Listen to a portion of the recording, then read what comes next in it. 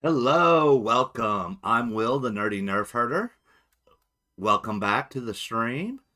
Sorry to miss you on Monday. I had a little personal something pop up and had to take care of that. So I'm real excited for today's stream. We will be doing Pokopia. We're going to try to work on this museum.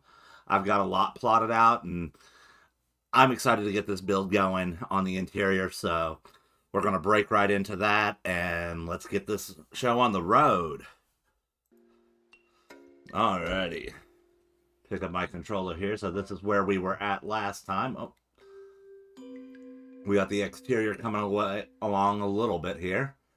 Um, been working on growing flowers in prep for when we finally get to decorating outside of this place. With I want there to be plenty of flowers and bushes, so I've been growing everything so that way everything's pre-grown and I can pick it all up. Alrighty, so back inside. One of the first things I wanted to start off with here is getting this widened out. Because I want to do... It's a little tight. So we're going to make this one row larger. We'll just go around, add one extra block everywhere to our pattern.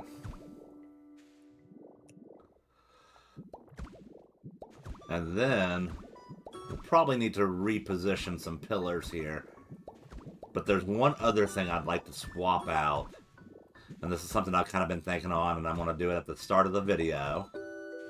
When there's the chance that I can mull it over throughout this video. And if I don't like it, we can try to swap it back at the end. So...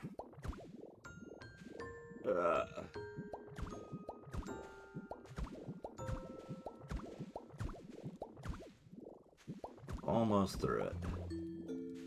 And there we go. That's widened out. And now for our swapperoo. We're going to take this mysterious stone. And let's see here. We can do it like that. And we're just going to swap this out. Well, that was if I hit the right button. I've been playing on the PlayStation, so you'll have to bear with me here if I miss my button presses here on occasion. The joys of flicking between two systems. Always trying to keep up which is confirm and which is back.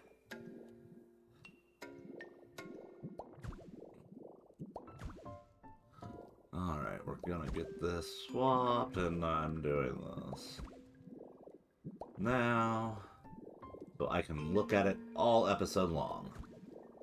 And if I don't like it, we'll fix it and we'll turn it back. That's the joy of this. Like I said before, everything's an easy fix. No pressure, no stress. And that's what I love about these cozy games. Like, I know with Stardew Valley, some people get really into it, and some people get stressed by it. That's a game that I've played so many times, where it's like, anytime I go into it, a year one, winter, like, day two, community center completion is just the way the game is done by me. Like, that's just my normal, not paying attention, just doing my thing kind of occurrence. From where I have played it so many times, it's just natural that I fall into the rhythm of getting the community center built up, even with the remix bundles. I don't have enough stone. Well, shoot fire. I know how to fix that. Sorry to make the warp so soon in the episode, guys.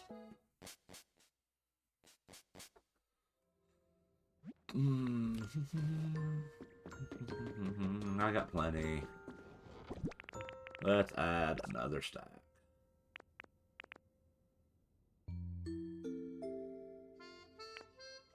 Okay, I don't... That's weird. Alright.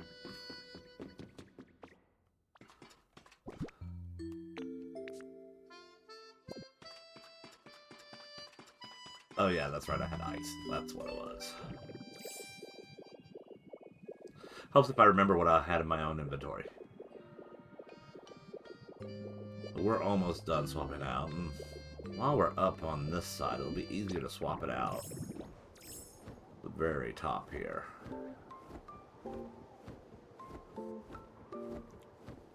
I was thinking it might help contribute to that glass dome-ish look on the roof.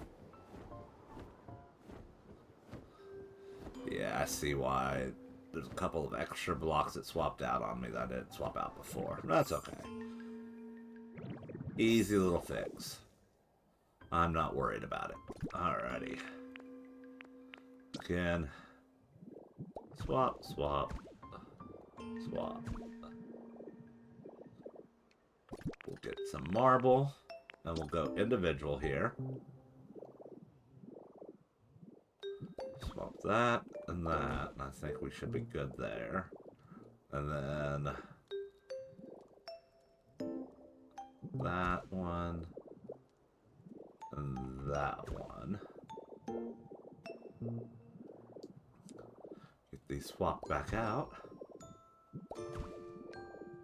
So that way we can add them back into our pool.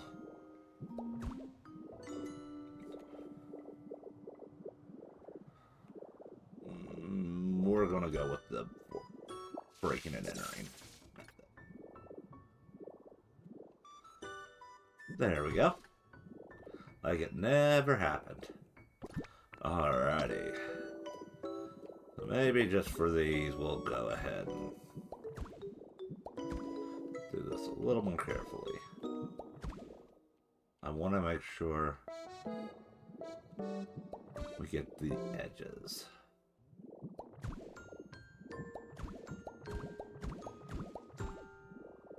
Alrighty.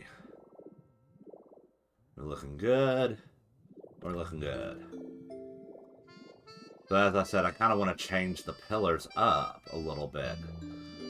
Some of them, it's kind of like, oh my goodness, there's really not much I can do with there. So we're going to get rid of a couple of pillars here, just to make things a little more sensible. Because we need a walking path there, and right now, one block on one side and one block on the other side is not a good walking path. With the way we have the roof, now that we've expanded beyond the base roof portion, we're going to need to take that in consideration. Because, like, if I bring this up, is it going to connect with the roof piece? No. So we need to go this way with it. So, in fact, we want this column here, which means we're going to look at this spot. It eventually goes up. We're good. We're going to move that one there. So we want to delete this one. We don't want to get it confused with the ones that we're not moving to. And again, as we go up, we run into that issue of, okay, we're not hitting columns as easily. So, if we're matching up this one, the next obvious choice would be there, and we can do one here.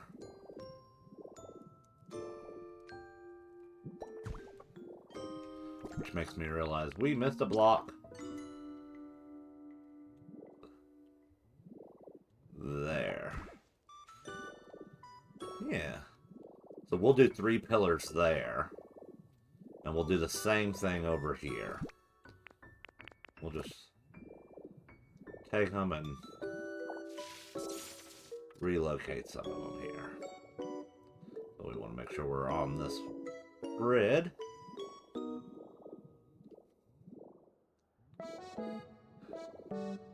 Place our first one. Second one. Third one.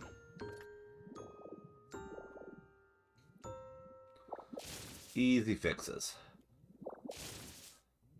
And I think having a little bit fewer columns will help kind of nicen this up a little bit. And we're still going to put in a railing. I'm not sure which one we're going to put in quite yet. But I think that's on the docket at some point towards the end of the episode. Since that's one of those, I want to pull it out and figure out where it belongs. Alrighty. So we've got those three placed. Let's get our columns lined up again. So that straight down. Bam. Bam. Bam. Again. Straight down. Well, it helps if I go straight down. Alrighty. So I figured the first place we should start tonight is here on the lobby. I know some people voiced that they're eager to see the fossil displays on the last stream. So I think starting off with the lobby is a good idea. Though we may not make it to the actual fossil displays tonight. It depends on just how quickly we're moving along. I've got 1, 2, 3, technically 4, but 4 rooms here that I've got everything I need inside those chests to get a real good solid base for our build, where we just have to fine-tune little details as we go along here. So once I get these columns fixed, we'll flow real nice into getting that fixed up.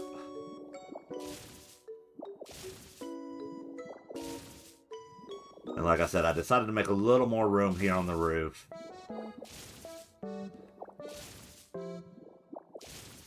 And I've left some visual cues from where I was testing things out for us, so I apologize for not all of it being on screen for that. But as you can see, I've got some blocks over there by the Mew mural. That's just to help me line up the pathing with how I want things laid out. And I've done the same thing across the way. I promise it will work. It will look good. We'll get there.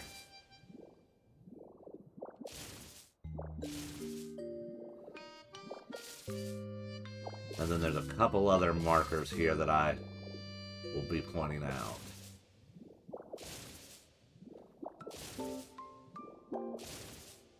As you see, there's those dips in the floor there. That has a very special purpose. That is to remind me where something is going.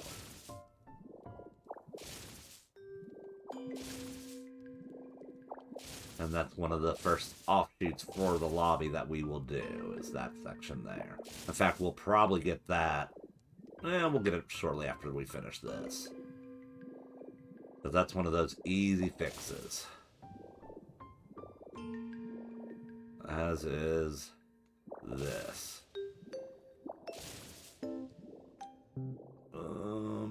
Yep.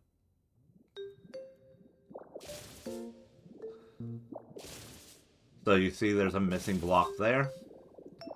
One of the things that I realized is I needed to play around with power a little bit. And I try to make my power connections as inconspicuous as possible. So in the grand scheme of things, this will eventually kind of fade a little bit. But not 100%. Alright, so top of the pillars. Go around and pick those up. And then we'll get those placed, and then we'll build downward. But yeah, the last episode that I did, the question was, you've got areas for all the fossils, but you said the last zone wasn't for Aerodactyl, and that's right. The last zone wasn't for Aerodactyl. That's where I want to do a human habitat, which I don't have that prepped yet. That's still kind of one I'm mulling over in my head. We may end up live building that rather than me testing it beforehand at some point. I think that could be fun, where I'm not as invested. Let's see, get our columns here. And we'll go one level at a time since these are right here. And we'll get 3 batches of 3 done.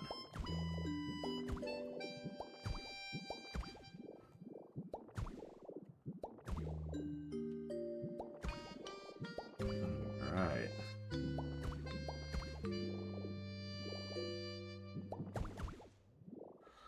There's our top piece.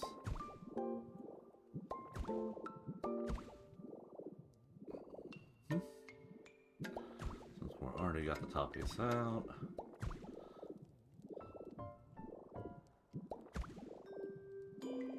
Go ahead and work the other ones in.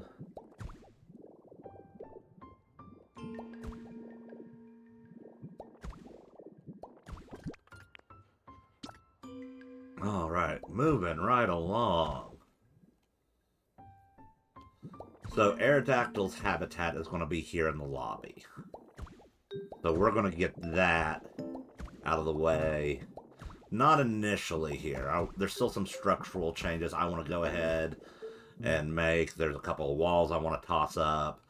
And another solution that we need is another means of getting onto the second floor of the museum.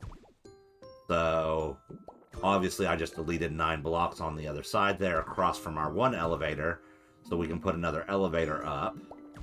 And then those little squares there that you can see in the floor is where we're lining up our stairs. And that'll make a little more sense once I pull them out of the chest they're in and start actually placing the stairs. And then we're going to get the walls around the stairs built. So one of the things I learned from previous builds with second floors and stairs is a lot of the Pokemon really do not like having to go up the stairs. So in my first museum, I ended up discovering I would place the stairs and I would go up a level, turn left, go up a level, turn left, go up a little bit, and that would be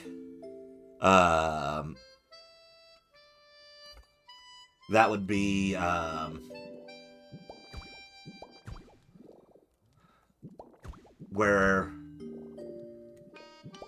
the second floor was. Well, Pokemon trying to follow me up that would get confused down below because they're lagging behind me a little bit, and all of a sudden they're not sure what they're supposed to be doing. They can't. They're having trouble following me. So it's like, okay, run back down the stairs, jump in the elevator, go up on the elevator, which brought them up easier than trying to do the stairs. So that's one of the things I really wanted to fix with this build was those stairs. And that's why I came up with this solution. It's super simple. We're still going to have a turnaround at one point. Oh, helps if I go up the level. But it's still going to be...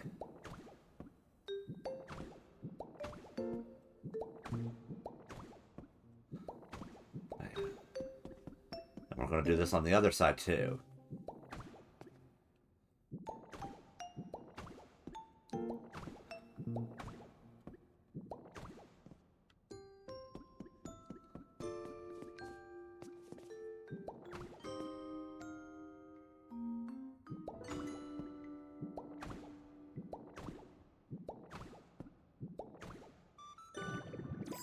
So obviously I'm going to have to delete some blocks here, but you'll notice that's our landing. So we need to go up one more level here. So we're going to get rid of those.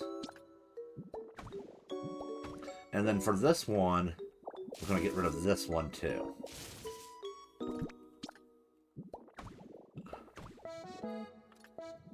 And then we need a little bit of room here.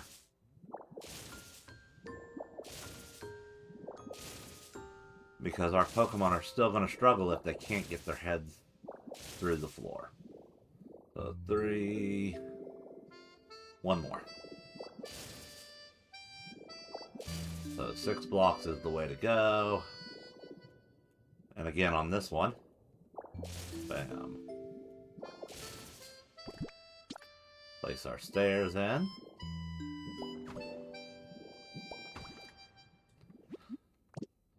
So this way, they're going to get most of the way up the stairs before we hit that turnaround. And that should solve the issue where they were having trouble following.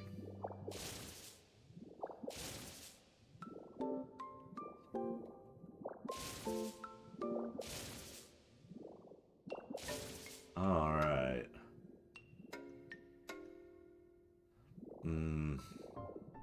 No, that was too many. Supposed to be 5. Alright. That should be good. So now we need walls. So for these walls, we're going to go ahead and we're going to place our marble. And we're going to go all the way around this. Just like so.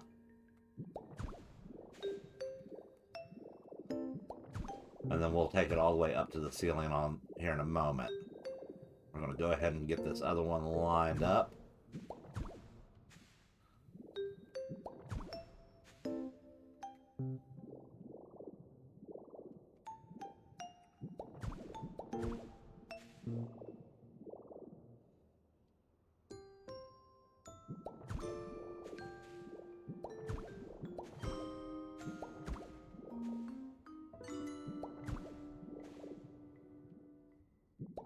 So one of the things that I want to point out about the way that I have my town named, it is not Pallet Town like the actual video game Pallet Town, Ash Ketchum's home. It's Pallet almost like Painter's Palette.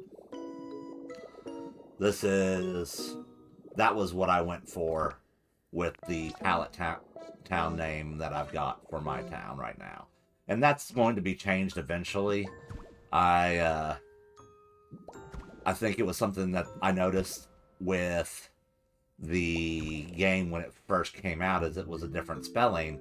And I think that was partially to just be like, okay, because on the map, it doesn't quite line up as nicely. The idea that you just take a bridge over from Fuchsia City to get to Pallet Town. There's quite a bit there between Pallet Town and Fuchsia City. So yeah, there's our stairs. They should be able to nicely go up that. So they use the palette as in like a painter's palette for this actual city. So it's a different spelling than what's in red and blue or any of the fire red, leaf green, and the like. Alrighty. We're going to sort this up a little bit. So we're going to take on out our iron ladders and our elevators. And then I'm going to grab these doors here. We'll grab those wires. And we're going to start grabbing some of this material here. And this is what's going to be making our zone. That. Need that for now. Some of these I'm going to leave in here. And it'll make sense as we move along here. Alrighty. That. We're going to hold off on those, but that is for our current build. And we're going to go ahead and pull out Aerodactyl. Alright. Elevator.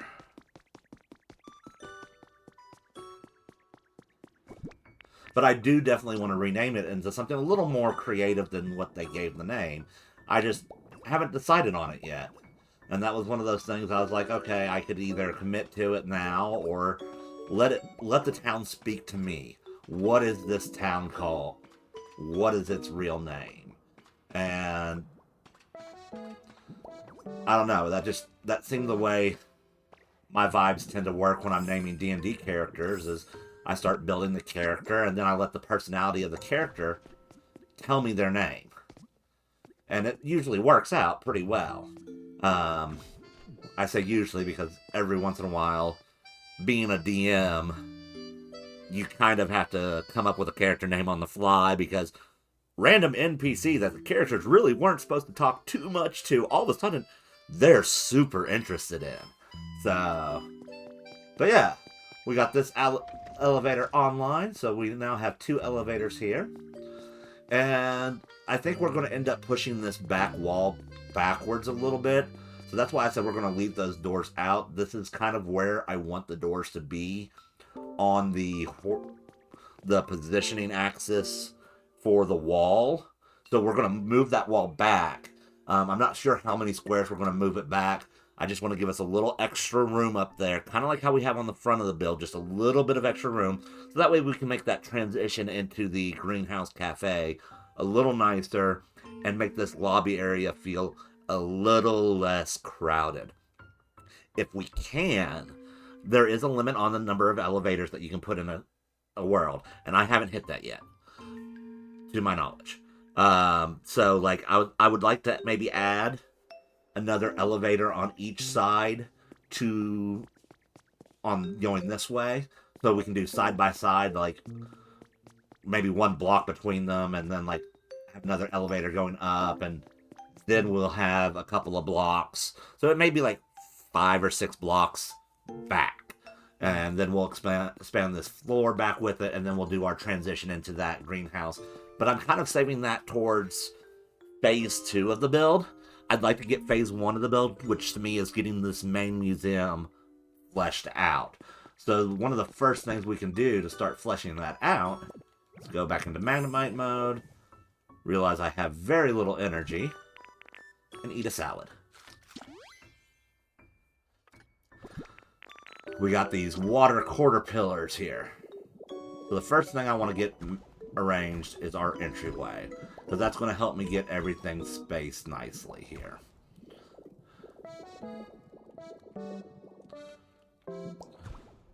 So I thought for the entryway, we need a nice, like, teller system set up. And where I'm running low on electricity, I do want to be a little bit thrifty with it. So anything that helps add a little bit of illumination without having the... Nope, wrong box. This tied to an electric current. Alrighty. So...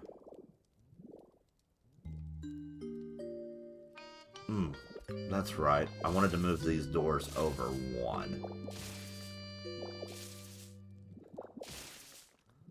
That was something that was definitely bugging me on the front of our building here. And with me doing that, I'll have to get the front fixed. It's going to be like, oh, I'm looking at that front, but we're not going to fix the front in the same way. So, as you can see here, we're going to get this lined up. But we're going to do something different with the front. And I think that will help us. Because I'm not feeling the front of the museum. It still feels off to me. And part of that is the spacing of the doors, which, as you can see, we're going to fix that real quick. No need to worry about that. Alright. Let's put myself on the correct side of the door for fixing. And then, like I said, we're going to take it the other way. Here. Get our blocks finished being placed here. And then this one's going this direction by 1.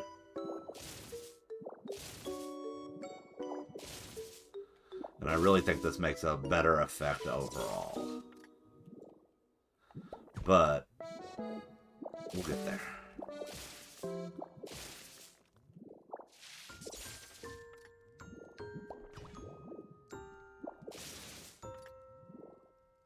So if you don't try to fix the doors like this, you can just place them and it'll auto-fix and pair them. And that is my preferred method for placing double doors. Because once they're paired, if you hit open, it'll actually open instead of being one at a time. They'll open as a set. And I can show you what I mean in a moment, but I want to get this fixed before I go insane. Alrighty.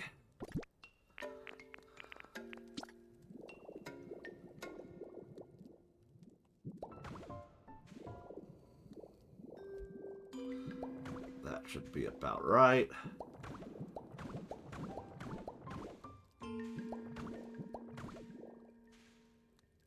There.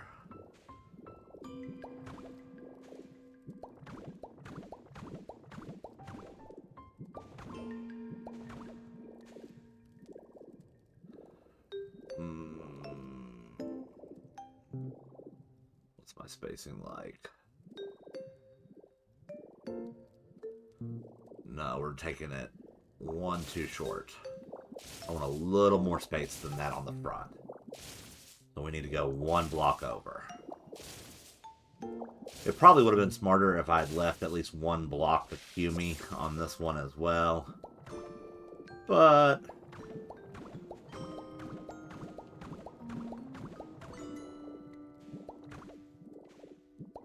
I didn't think of that little trick until after I'd already torn my test build apart. And I know I want 3 over. Yep, that's lining up right.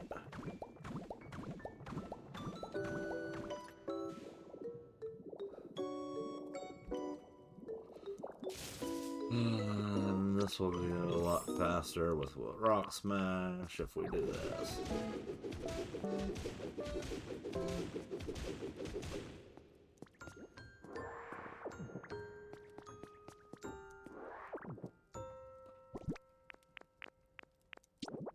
So this is going to be our front ticket counters.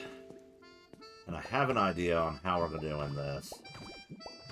And I hope you like it. Alrighty. Let's build a wall. So for corners, we're doing this. Up until, not the very top, but one. Yeah, that works. Yeah. That should be about right. I think that's how I did it for the test build.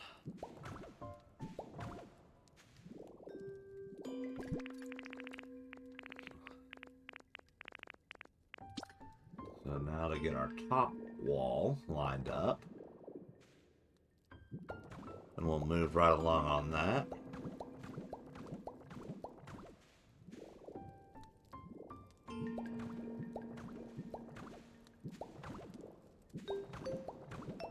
That was a dumb move on my part.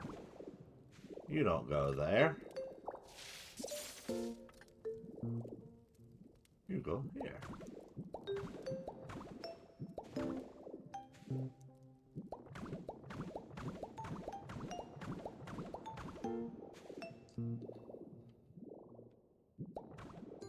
I kind of settled on how I wanted to do the walls, partially because of the lighting circumstances.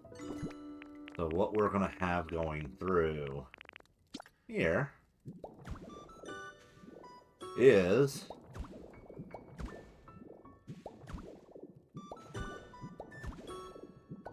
Pokeball wall blocks.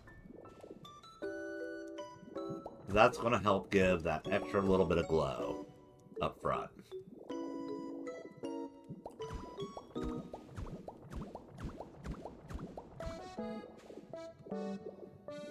And I may have miscalculated and have to adjust it for my build. Slightly. Because I can't remember if I did it all the way around on the front as well, but we'll get there. I know how it looks in my head. Yeah. Alright.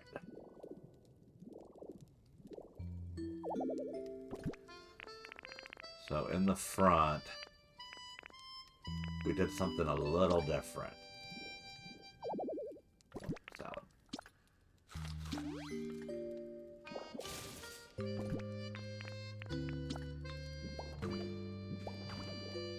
We went with this. Kind of every other block.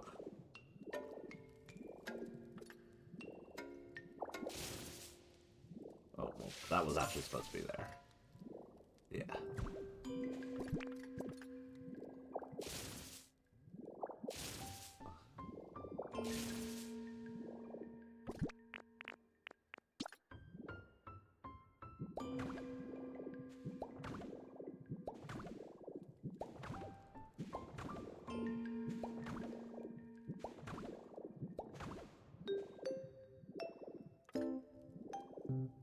Alrighty. And then...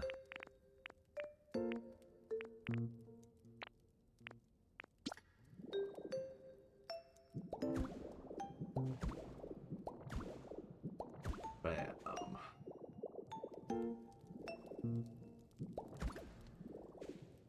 And then we mirrored it on the... I mirrored it on the other side for... That's what I did. That should fix our blocks. Okay, sorry about that.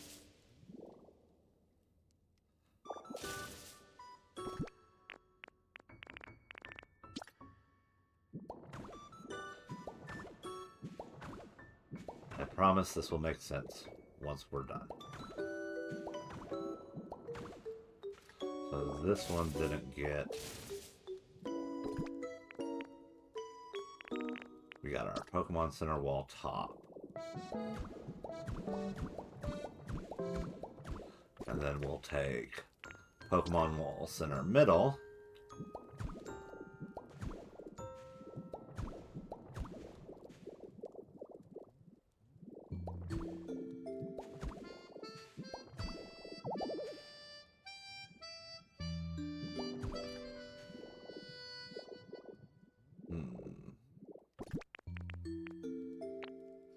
Alrighty. So something's off somewhere. My bad. We'll figure it out.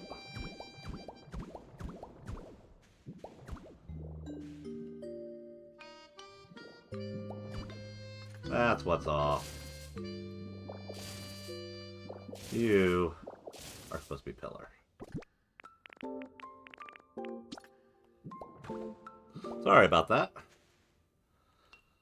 I do these test builds, but, like, didn't completely map them out probably as nicely as I should have to memory.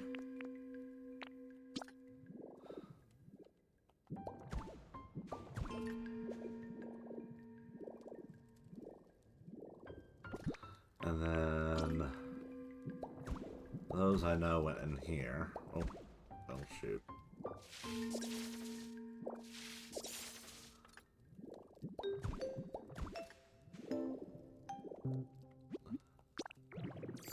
So for this section here, we've got 8 cash registers. And we're going to do the window right here. So where's my glass window?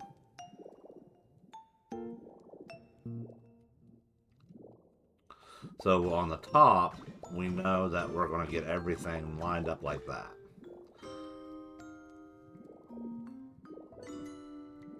That's the mess up.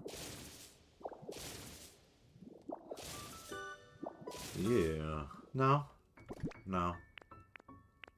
That wasn't a mess up. That was right. You are not supposed to be Pokeballs. There we go. I'll get this figured out, I promise. The pieces are here.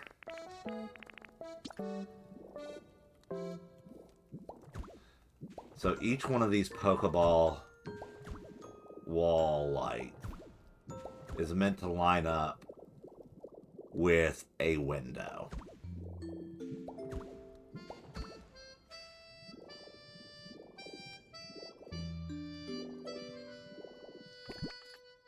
And look at that.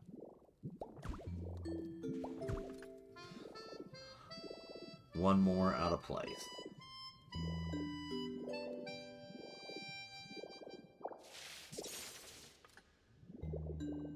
We can fix that. Bam. That's my walls.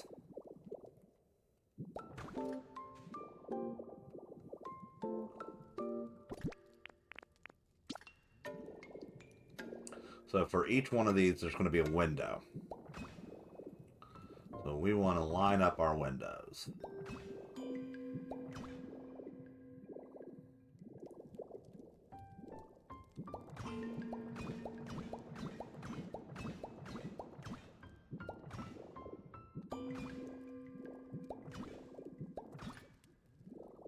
And then we're going to take one of the little wall-mounted tables. And we're just going to put it in front here. It kind of makes it look like where if you had to like write a check or something, you have something to write on, or if you needed to sign a receipt.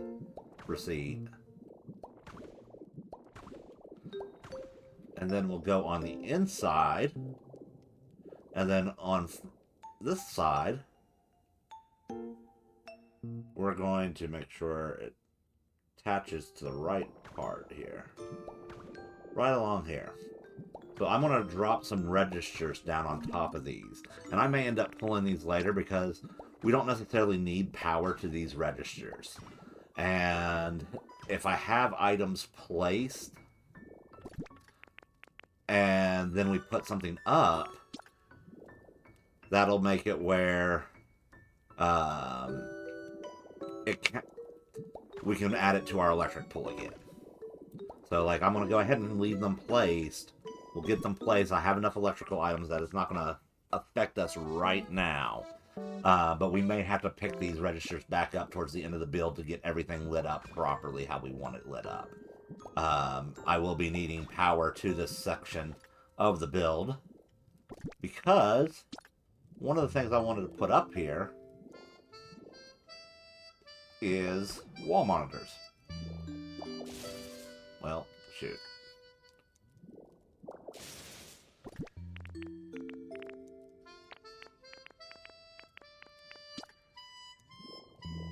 There we go. So we'll get these wall monitors up here. And my thought process was, is a lot of museums, they'll have like almost kind of like the menu board, so to speak, of what's going on at the museum. That's a little high. We'll go down one. Yeah, there we go.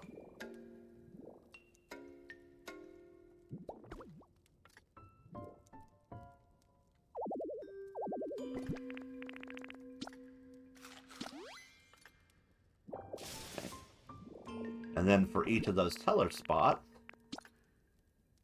we have a little seat. Because I disagree with the American working tradition of you have to be standing to work. There is no reason why our cashiers are more effective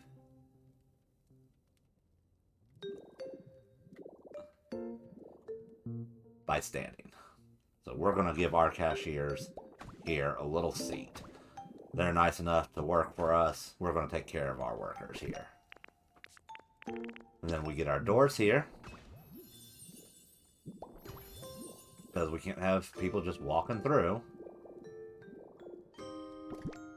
Oh. We're moving right along. So one to that. And then this one. Bam.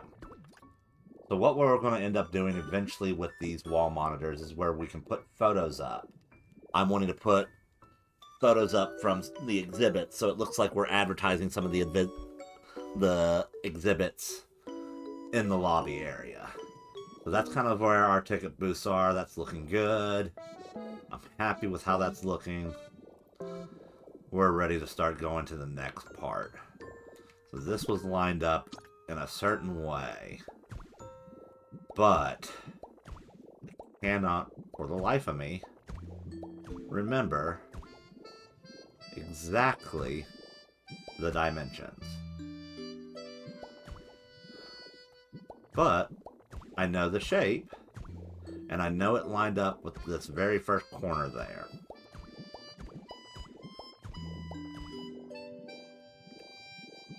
So I figure if we'll start building this, and I run out, because there's exactly the number I need to build this, in the exact shape I want it in.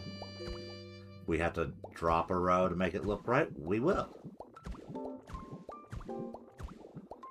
But it's supposed to be one layer further out, kind of like this. How many do we have left? 16. So we get to go to that.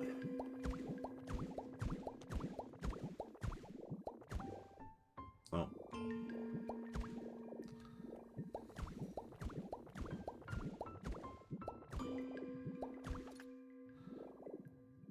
And then up the daisy, because that's going to be our best way. Alrighty. I think that's looking good. Alright. Let's see. 1, 2, 3, 4, 5, 6. 3, 4, 5, 6. Lined up with both doors. Lined up with both doors. Alrighty. 2 over, 2 over. Yep. That is the correct dimension for what we're going to be building here. So, do I have all what I need on me to start this next part of the build? Oh! Well, shoot. 3 high. Not 2. There we go. Now we have our little utility room there. We don't have to look at that furnace anymore.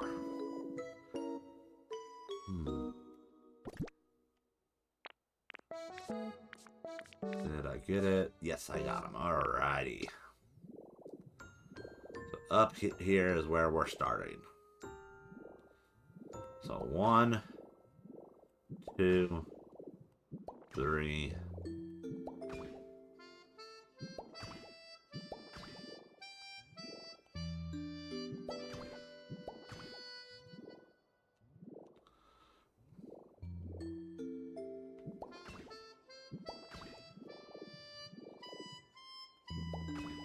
Now, I can't remember if I had a center one in there or not, but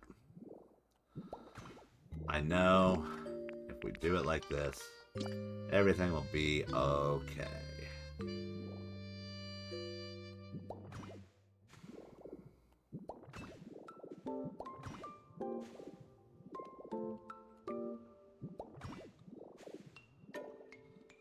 And if I have extras, that just means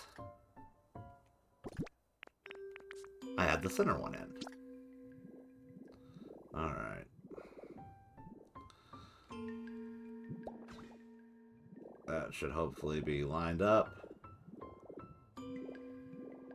So, 1. Yep, okay.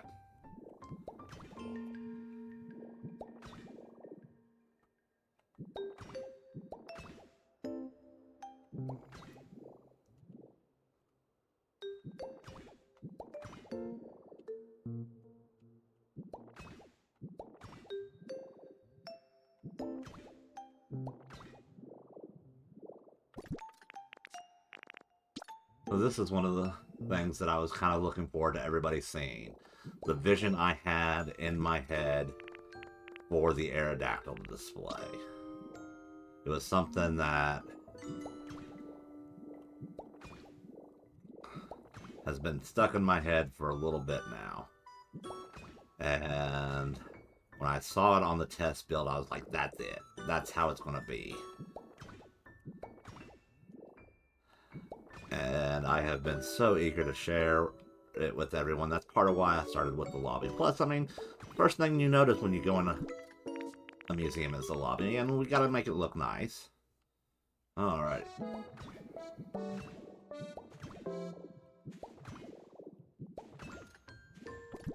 Back to our wires.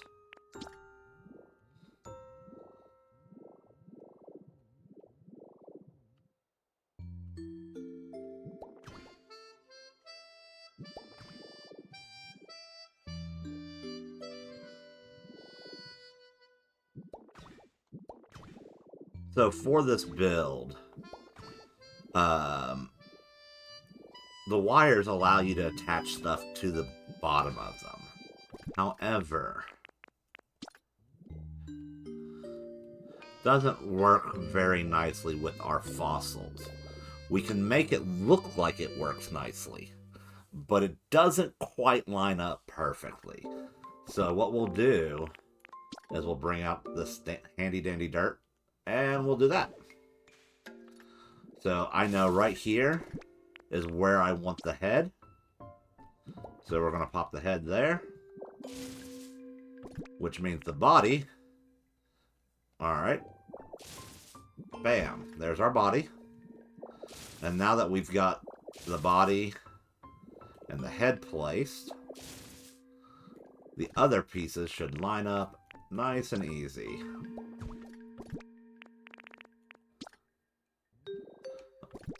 Right wing.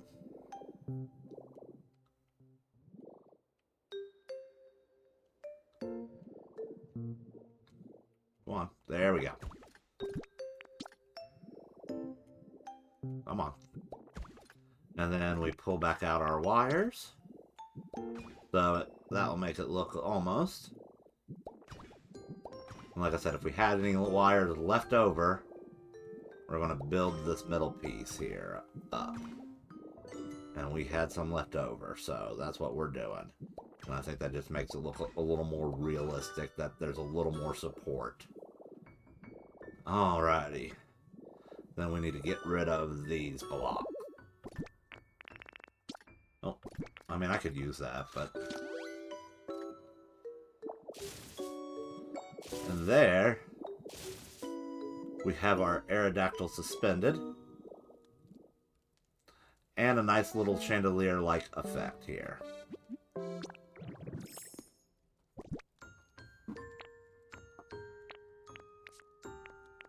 So, next part of the build.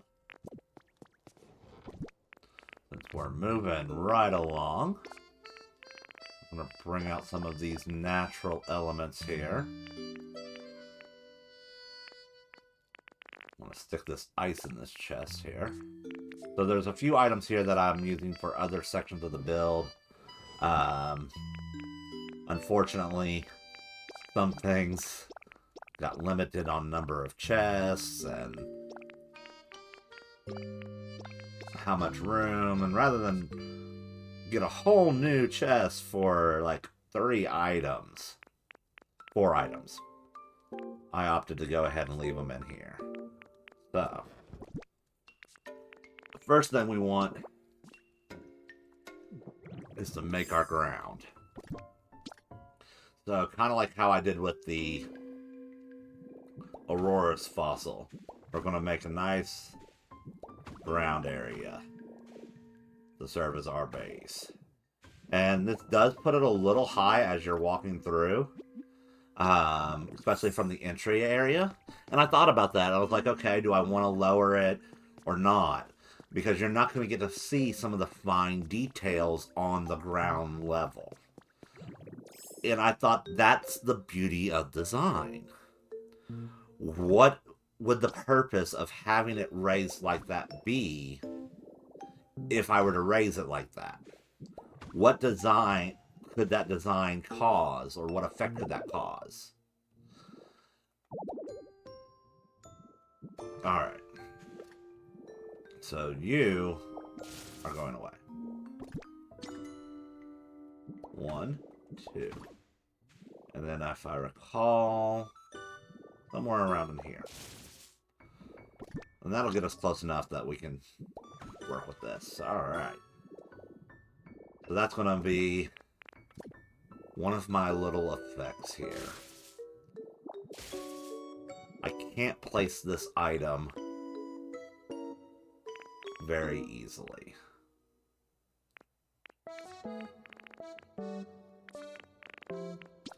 But if I do it in stages, the effect is worth it.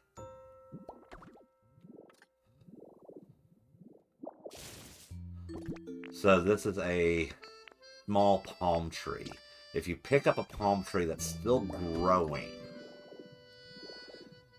and put it down, it can make a nice little effect here. Alright. So when we talk about how I wanted to build this.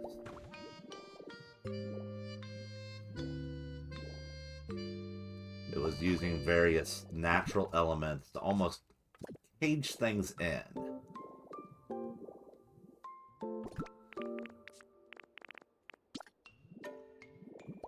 To make a nice little border.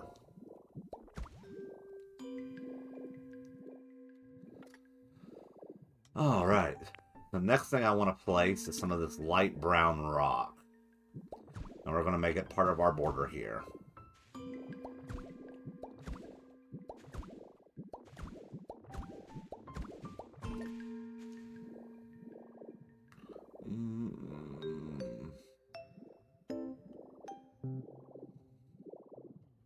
We're going to... No, I remember what I did here. We're going to take you.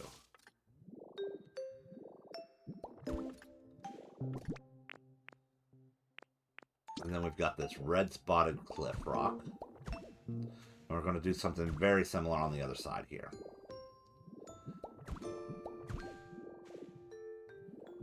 And what we're doing is we're building a nice base here.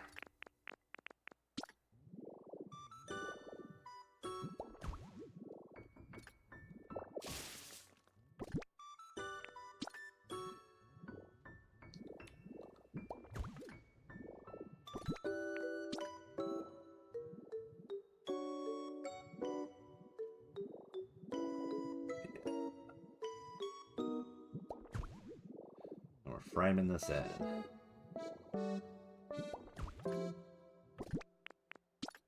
And now we gotta start adding our second level of the cliff.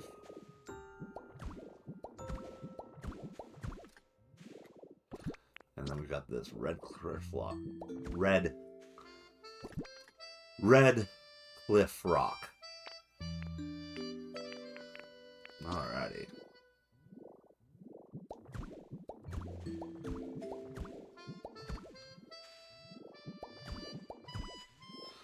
Pardon me, I'm going to reference a photo on my phone, because I did take a couple photos to help guide me on some from these pre-builds. So bear with me one moment here. I'm going to pull that up so I can see it at least. And that'll help me figure out the height proportions on this one a little bit better. Alright. Okay.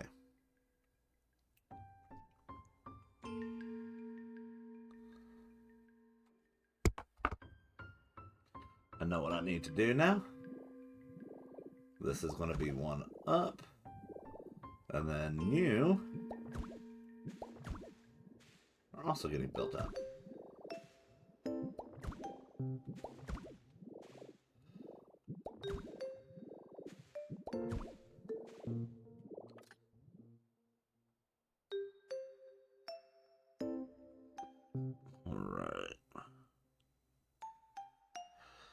As I look in here, some of the effects that I did versus some of what I have. I thought that felt a little cluttered there.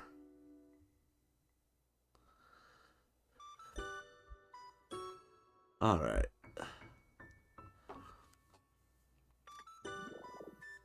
So, you one over.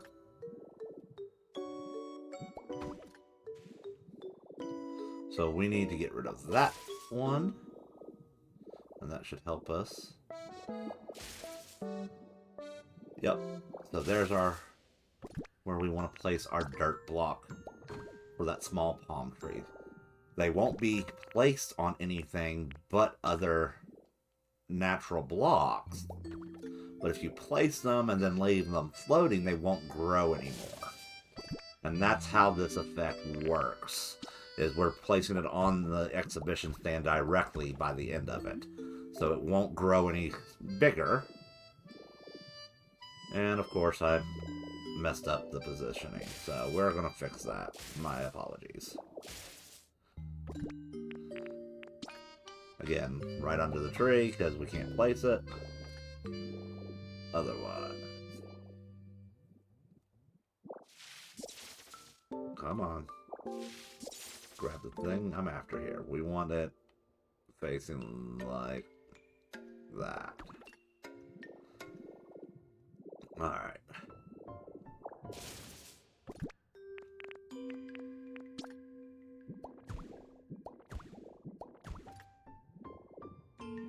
Moving right along. I got 2 cliff rock left, and after looking at my notes, that's how that fit in. And then you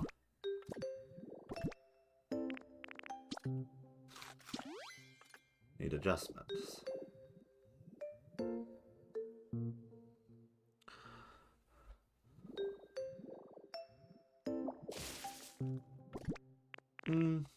No, I like that. We'll keep it like that.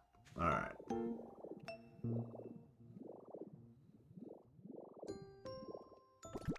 So from here,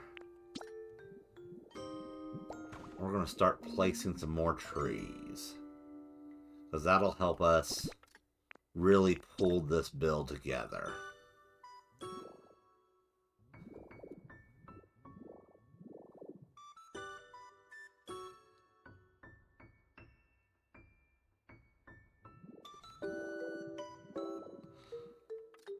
That's right. We'll put that tree there.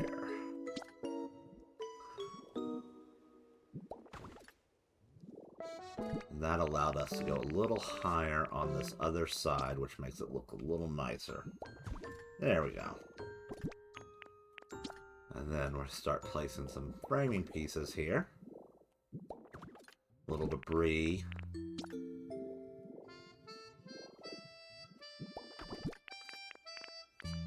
And we're going to place this tree there.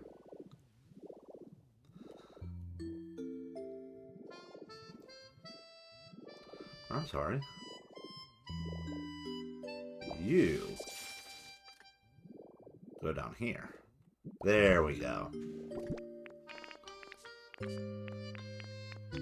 we're going to place one tree there.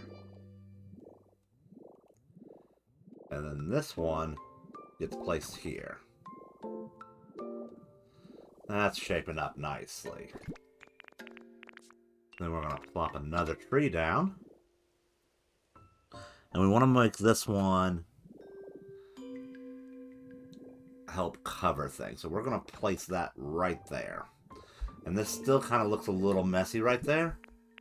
So in order to help hide things, we need to put some grass. So that will help hide that hole a little bit better there.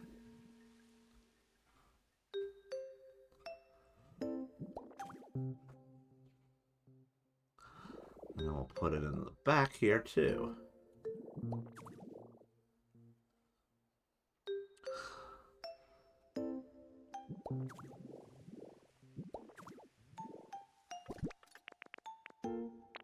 So I'll put a little fern on the rocks. Give it a little bit of life there.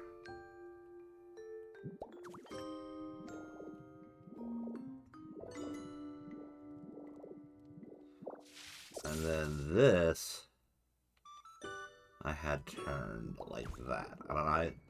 The purpose for that being, we're going to place flowers on a couple of these points.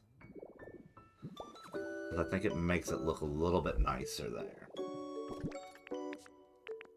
So we've got this mushroom, and I know I placed it here. Nice, cute little mushroom. And then we did something like this.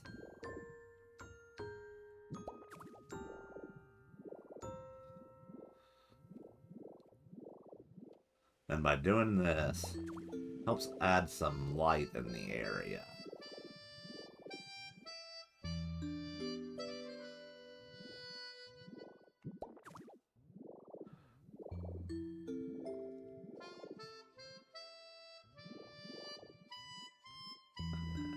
We'll take this one out, and we'll position it here.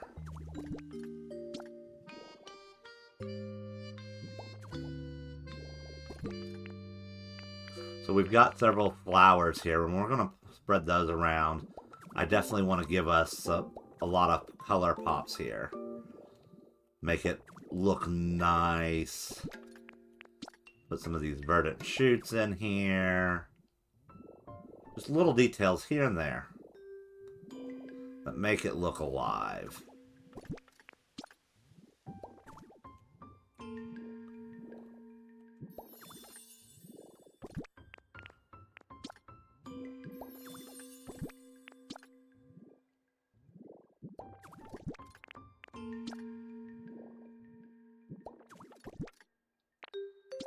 And we still got well mushrooms to place.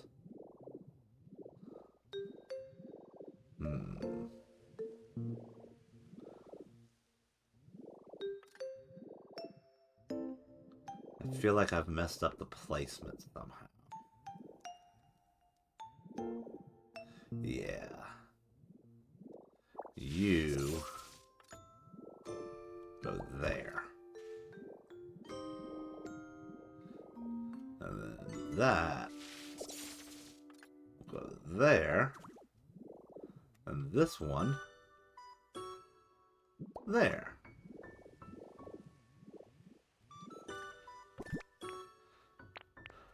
And then we put a little cave mushrooms.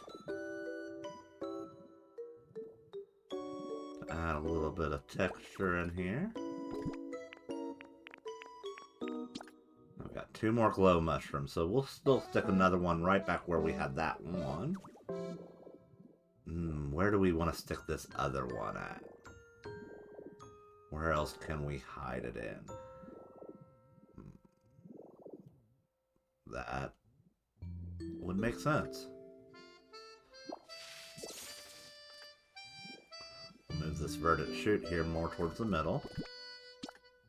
Place this one like that, and that'll help us light up that front a little bit. Yeah, that's looking a lot nicer. And we still have this one last piece of debris. Where did I have that?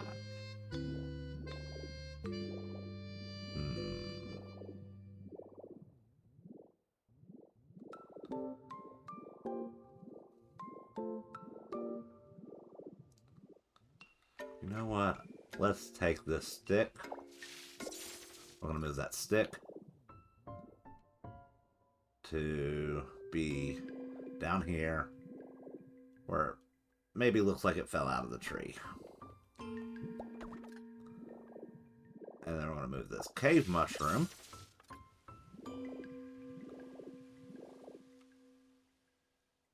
ooh. Yeah, I like that. Move this rock here. There we go. And now we start adding in our friends, the vines. This is just something to help give us a little color pop. Because we don't want to go all the way down, because then, you know, kids will try to climb the display. And it'll also help hide a little bit of that clipping there, or at least make it not so noticeable. Now, the clipping's unavoidable there.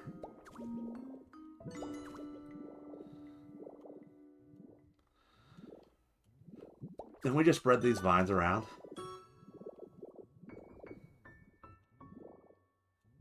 nice and colorful with them added on.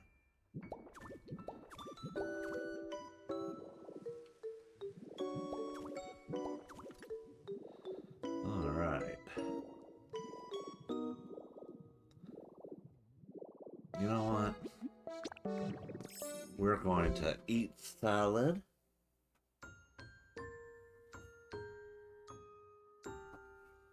Thank you. I appreciate you stopping by, Grog. If you're still around, I apologize. I was focused on the build here. Alright. So we are moving right along. I need to eat a salad. And I think we could use a little more vine work here. So, in the interest of more vines...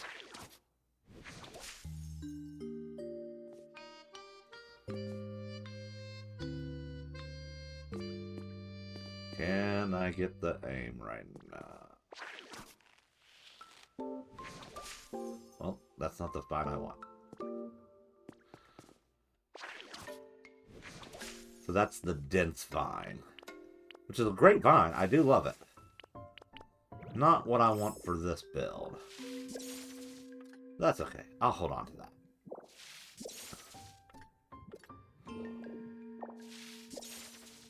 So by taking that, we're going to make a little more color pop here.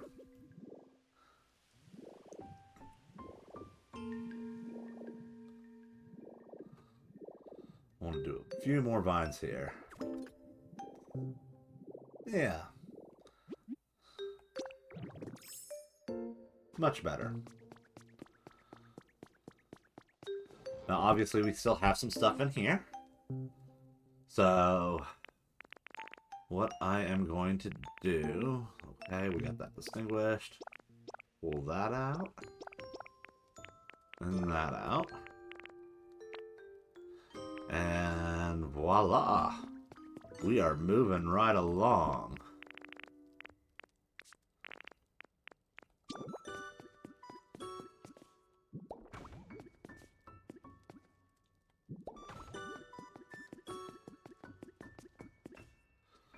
So that was... As I try to remember exactly how I spaced these out. So right here we've got a lot of seats. And those seats are meant for not just the first floor, second floor as well. Was that placed right? No, that was not placed right. We are over one. There we go.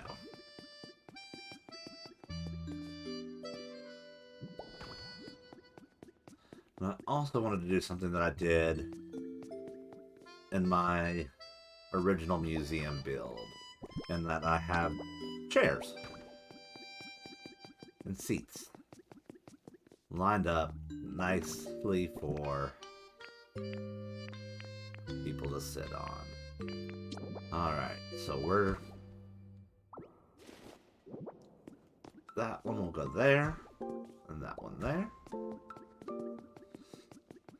So there's still a lot of twisted tall plants and some of the stuff that I have that's in the overall build chest. And we're going to wait on those before we bring those in here.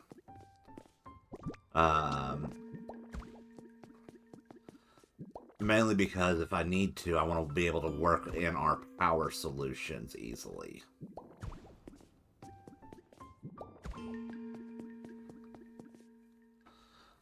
Alright. Time to go upstairs.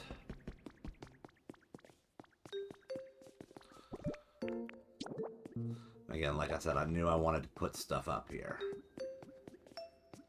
Get it looking nice.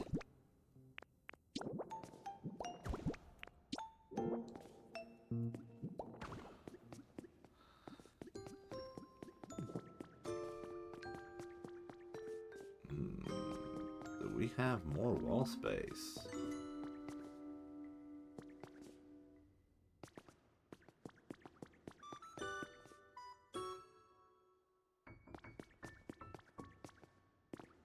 Yeah, we do. I was right on the wall spacing. Hold on one moment. That's an easy fix here.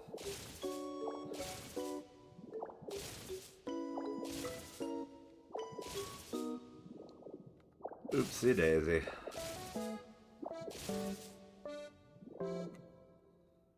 So that should...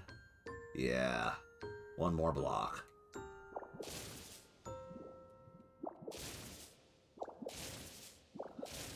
And that should get us lined up nicely with the other side as well. And then we'll do our 9 placement back to make this go a little faster. Bam. There we go. Well, I had several of these meant to be placed around. And it looks like I may have overused them. But that's okay.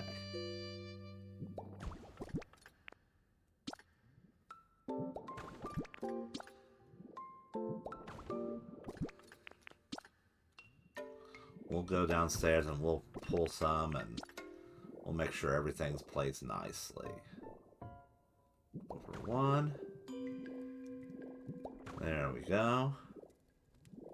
And we're going to do those there.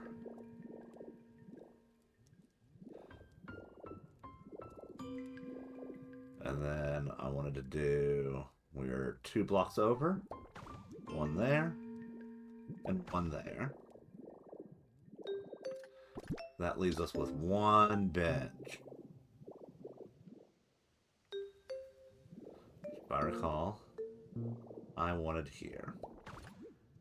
Nope. Where did I want you?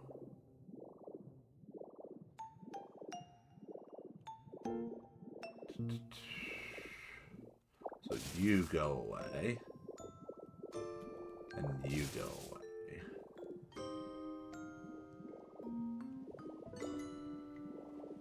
Alrighty.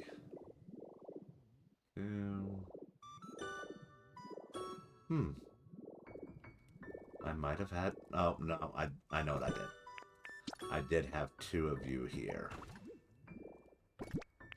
And then I had 1 there. Oh. Yep. Gotta make sure we're using our white. And then 1 there. Alrighty.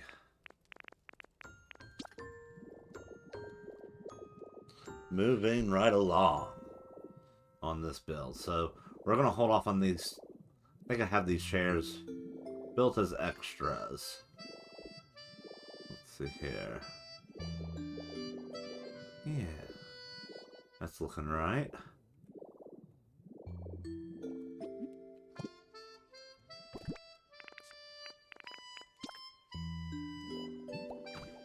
So obviously, like I said, we're going to want to put some power around. And I tried to balance it out a little bit. I didn't want to put all of our powered units in the same places.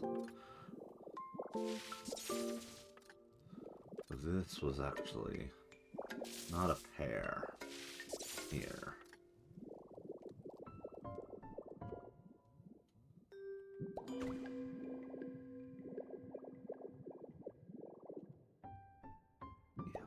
Like that. Then we go to the second floor. And like I said, we'll get power to these. It may be towards the end of the build that I work in some power. I've already got a couple of spots where I know I want to place power. I'll probably build a couple more of those lamps, too. So, I don't have those painted, but I think they look fine. I'm going to put that one there. And then make sure everything looks copacetic.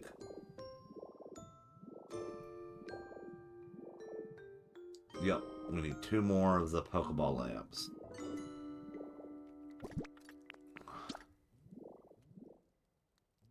So 1 will go there. And we're going to put a gold, a red,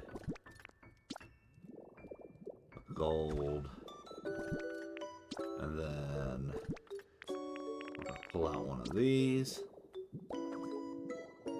Don't like that. We're going to turn it. There we go.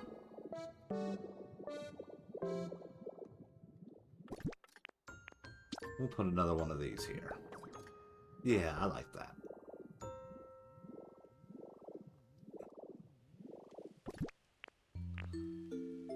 Moving right along, we'll put a red one here.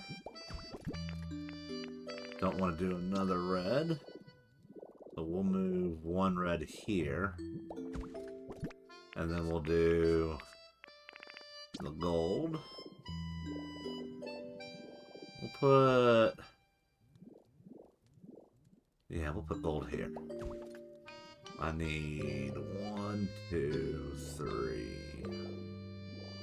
So there's some other little leafy plants that I also have that will fit nicely on these. So we're going to hold off on adding more of those. But we are going to go ahead and I'm going to craft those 2 Pokeball lamps.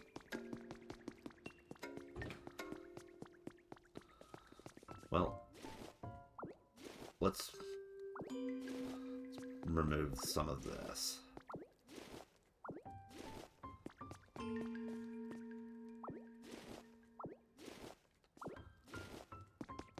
Which I am going to be playing with the front for the effect.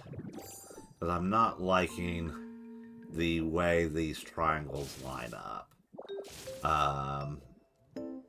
Originally, I was kind of thinking, okay, we'll do a couple I knew I wanted to do a triangle up high.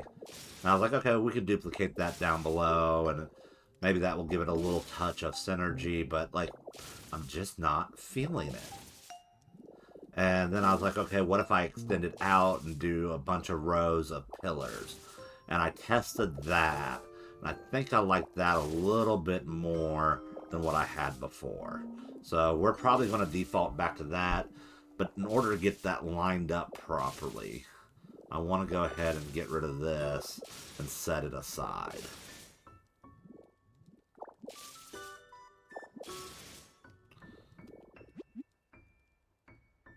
No. And we want to swap out for our marble there. Oh.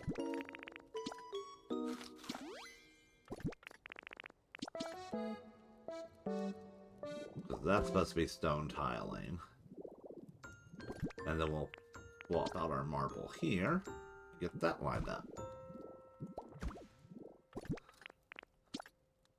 There we go. And then place that there. But I still like the kind of like the effect of the marble above it. See where I messed with that door while trying to show you all what I was talking about. It didn't. Because I rotated it just slightly, even though... Alright, so we're going to pick them both up. And place them again. Just like that. Bam. There we go. Might as well make sure the other side. Yep. Okay. We're working it. But yeah, I did have an idea for the effect there, but we're going to come back to that. Just kind of like, okay, well, this has actually been driving me nuts. I know we're going to convert... I've got all this white regular marble here. I know we're going to convert this over. Get a nice doorway here.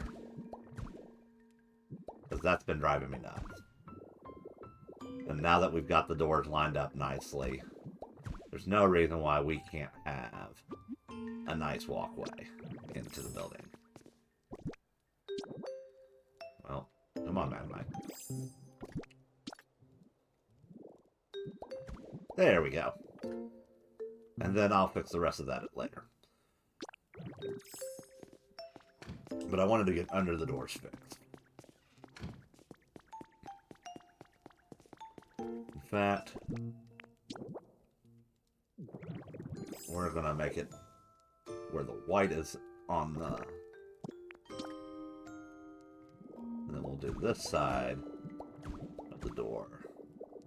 Yeah, I like that better. We're good. Or I'm happy. Yeah. Looking good. So this chest will eventually go away, and that will help free up this walkway. Um, yeah. We're moving right along. So the next section we're going to tackle. Well, here, let me add... Because this is meant to accent another part of the build. Let's go ahead and toss this in here. I'm going to toss these chairs back in here. And then this stuff we're going to stick in one of the build chests out here. Get those 2 lamps, and then we'll start on the Mew mural wing, because I think that's one that I can get put out there really quickly, and we can start to get this really fleshed out and looking good. Alrighty, so that's been put in here. And see, we've got like these little leafy plants, and those will go on some of those pillar tops like we use for side tables. And then we've got some of these pitcher plant pots, and then we've got the tall planted pots and flat leaf plant and twisted potted plant. And my thought process with these are we're going to be spreading these around a whole bunch of places in the museum. And rather than place them individually by the room, especially since this build is taking a while, I thought the best option would be to hold them all here in this chest. I can keep accumulating more as we move along. And then once everything is up in place, we have all of our walls set, and we have pretty much the entire display area set, we can easily get those put into place and make that kind of be one of our final polish items. But like I said, I definitely wanted to get 2 of these in here. And where I'm adding 2 more electrical items. So my system has been for keeping track of that. We've got these lanterns here, so we're going to take 2 away. So each time, what I ended up doing is I planted all these lanterns down until it said, okay, no more of that. And that's the signifier that I had used up my electrical. And so I placed a bunch of them down. We've got furnaces rolling. And each time I put an electrical item into the build, I pulled something out. Alrighty. Speaking of electrical items in the build, on the 2nd floor, here we've got place our Pokeball lamps, because I want to put them on the same... Ooh! I need to move you. Because you're supposed to be that. Okay. So gold, gold. We'll move one of these down. Yeah, that'll be nice there. Bam, bam, and then we'll put you... I want to put it next to the red. Yeah, we'll do that. And then we'll put one of the leafy plants there.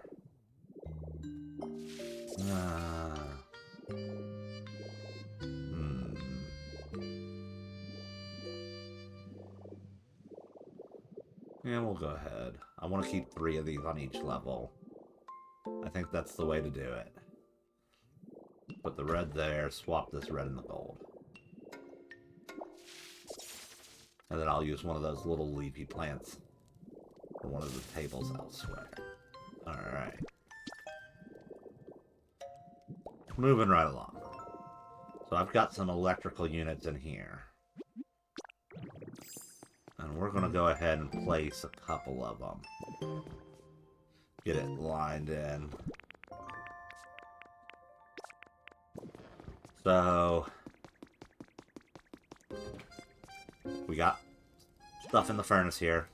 I put one up there. I'm going to put one in here. Then we're going to come over here. Drop that one there. That one goes there. And like I said, they kind of have them a little visible, but This will help us get lines to stuff. I saw a video earlier today where somebody was talking about things that they would do to fix this game. Ooh, look at that. Already, our electrical units are proven and handy. I wonder, where part of the reason why I'm having these kind of come over here on this level is I know I'm going to want to work them over to get near enough to do a automatic door system. Right through here.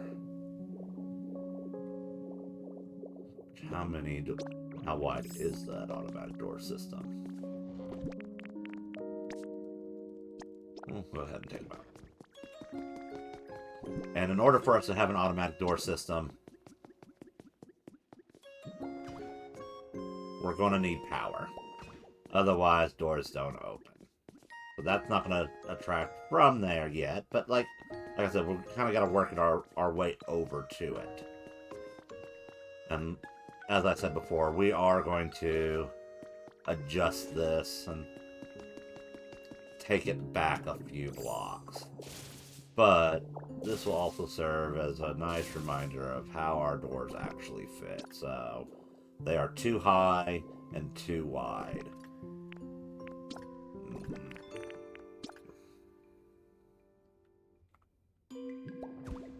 So we'll go ahead.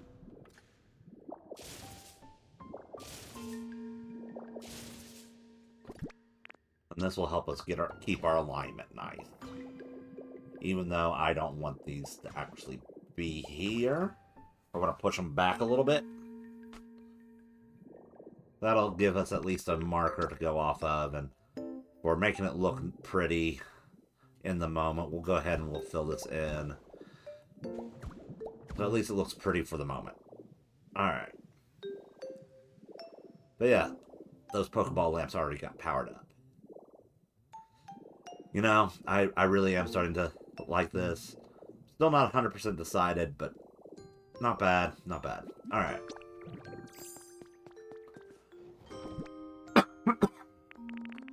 So the first thing I'm going to want to do is add our wall stuff in. I'm going to add all of these items in. So this is going to be our room.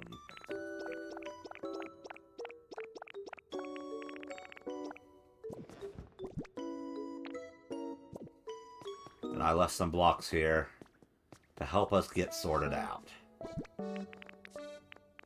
So we're going to activate Magnemite mode, and we're going to hop to it, and we're going to get a good chunk of this knocked out. I know we've been going a little longer than normal, and I'm okay with that. If we can get every bit of this room done, I'll be happy. If we can get this room done, and the next room basically done, that would also make me super happy.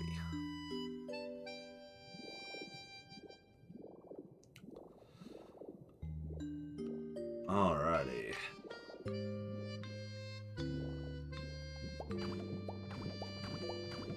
Oh, well, helps if I don't stack it. Don't want to stack the wall.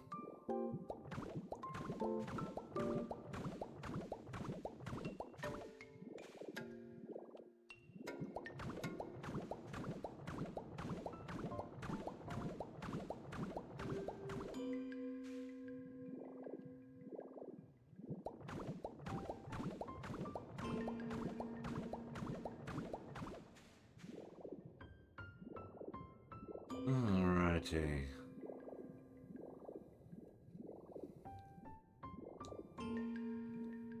Somewhere I messed up. What do we got here? Think. So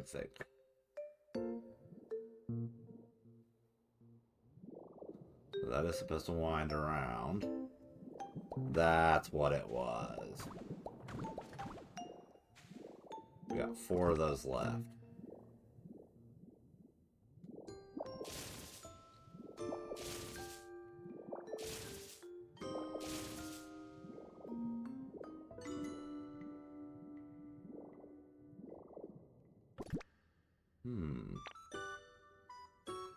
Why are my measurements off?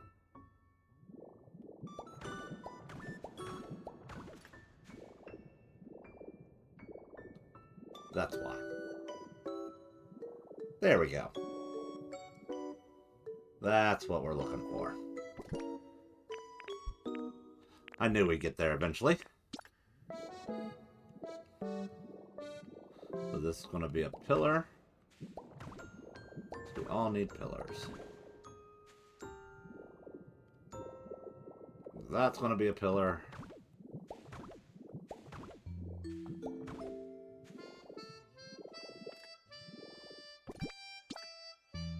This is going to be a pillar. And that'll make sense here in a moment what I'm doing there. I promise.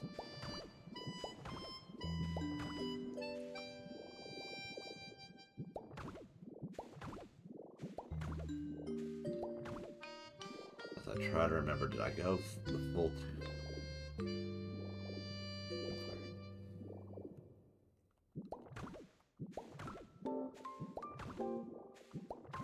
How many more of these I got? Okay, we're doing good.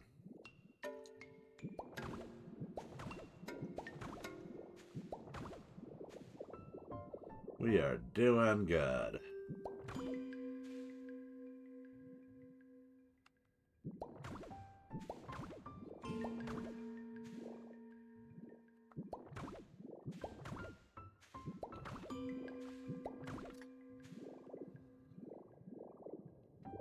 So with that, that means I did have one row too much.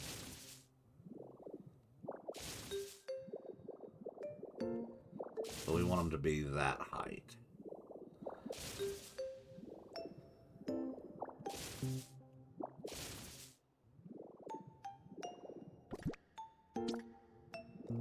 And then you are supposed to be a pillar.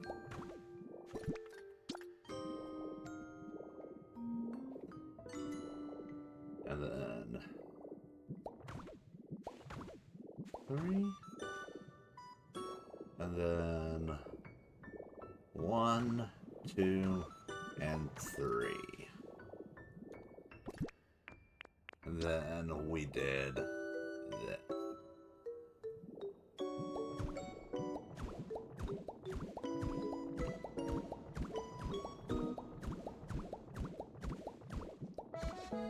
And again, where I'm trying to conserve electrical items, the glow that the Pokeball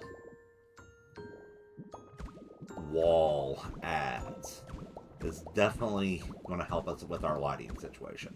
Now, I know I'm building here at night, and I know I have stated in the past that I'm really not a huge fan of date skipping when I'm doing these kinds of games. I like having the natural progression of things. So... Oh. But I may have to do some date skipping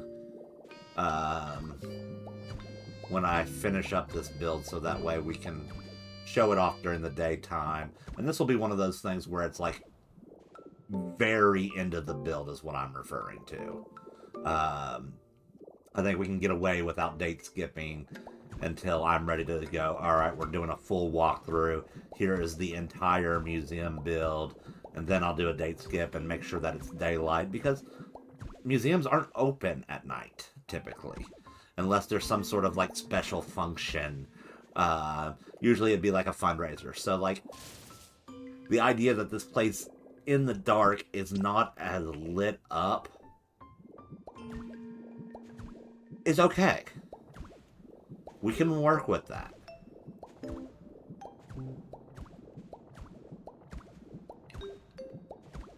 I'm okay with that. Alright. Looking good, looking good. How many of these do I have left? 9. So that should be...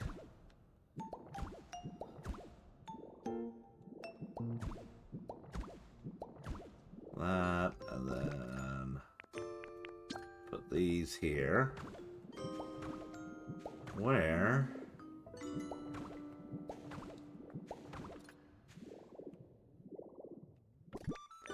That's what I did. Alright. There we go. So the next item we're going to use is this light elegant wall upper. Just kind of like what we did down below for the ticket counters, and we're just going to make that our very top of the wall segment here.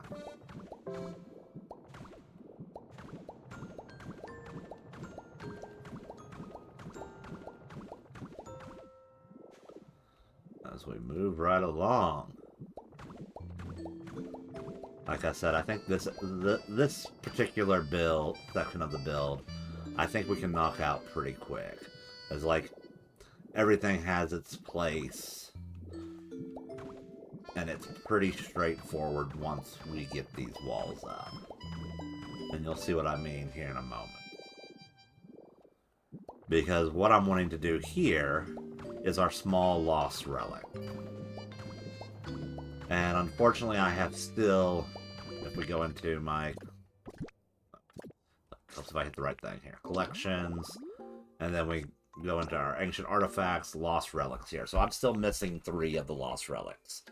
So those 3 lost relics, we're going to end up putting them, because I'd like to try to do these in order. We'll leave gaps for them. But first we got to get our walls. Now we're going to go with Pokemon Center wall, painted white, which all of our Pokemon Center walls are painted white. That is one of the things I did.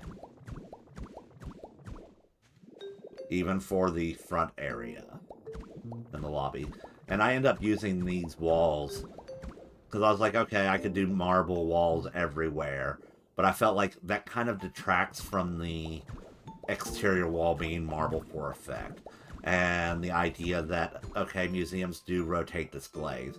It's a lot easier to tear out a wall that is not made of marble than one that is.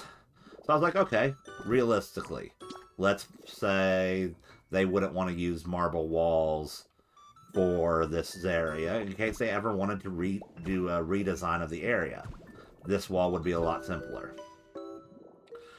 I tried to use a little bit of logic, and I know that may not necessarily be the best thing to use, especially when you're thinking of it through the eyes of, okay, this is Ditto's attempt to replicate human ideas. So having little imperfections, having those not be quite perfect is perfectly fine. Alright, moving right along.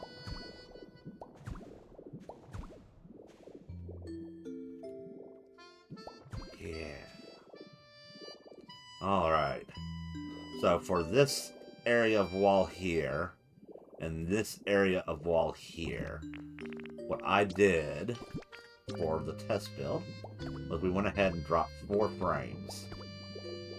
And I made these 4 frames on each side are gem badges. Then we went from there and we skipped that area and went here and then just go along the wall here. Right around. Frame. Every other space. So I crafted just enough of these frames that we can display everything that I want to display in the frames. Get every other spot.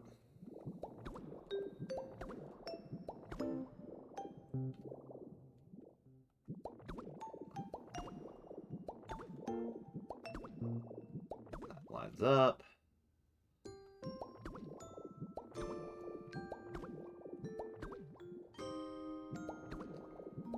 And by doing this every other spot, we should have enough to fit everything that I want to fit on these walls for those lost relics. So, first thing I did was go, okay, how many lost relics are actually in the game? Let's go ahead and make that many frames. So then it was like, okay, I know I want to have the gym badges. Let's put those into place. And then I was like, okay, what else can I do to make it look right? And the first tester, I was like, okay, we're going to put them every so often here.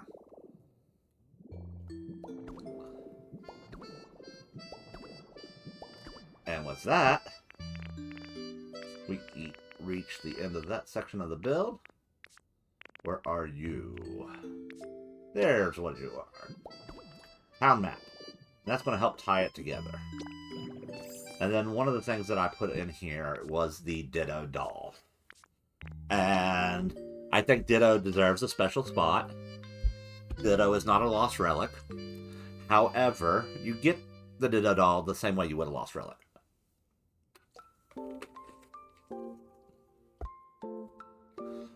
Alright, so we're going to place our gym badges first. So frame 1 here. Where's Bouldery? Badge. Frame 2. Cascade-like badge. Frame 3. Thunderish badge. And then frame 4. Rainbowish badge. And then we'll go on over here.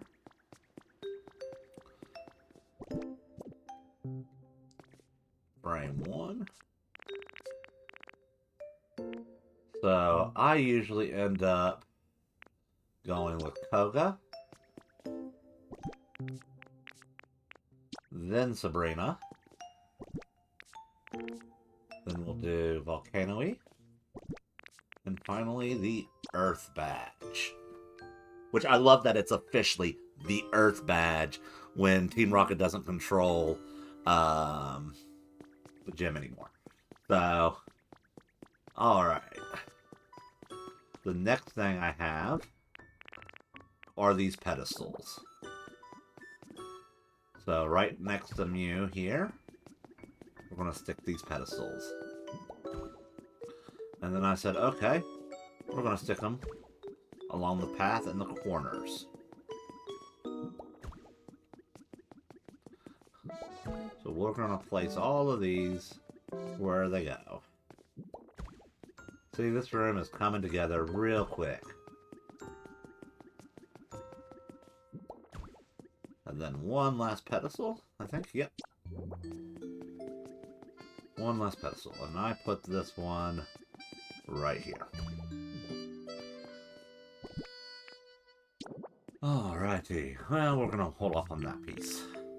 So I'm going to put the title bell here. And then I'm going to put the clear bell here.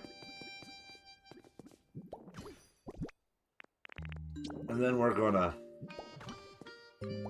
fence it in a little bit.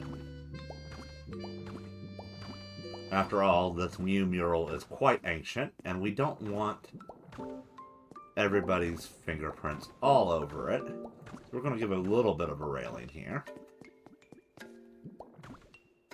And then I want to do a little bit of a railing here to protect our little stands.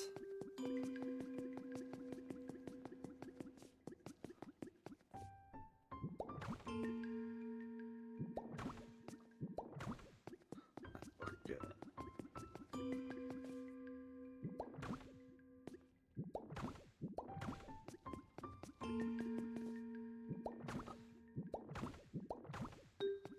So, I know I missed Monday's stream, and like I said, I had some personal stuff going on, so we'll resume as far as the plan is at this moment, though unfortunately my plans may have to change. I may be starting a new job here soon.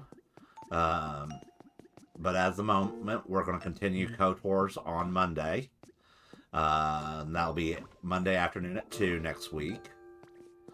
I believe that will work. I may have to reschedule. Wait. Let's see here. I know I have something going on. Yeah, we'll be fine. Monday at 2 will work. To the best of my knowledge for streaming Star Wars Knights of the Old Republic playthrough that we were working on. Alright. So now we have some artifacts. And I was thinking of how I wanted to do this. And one of the things I came up with is we're going to do the mysterious statue here.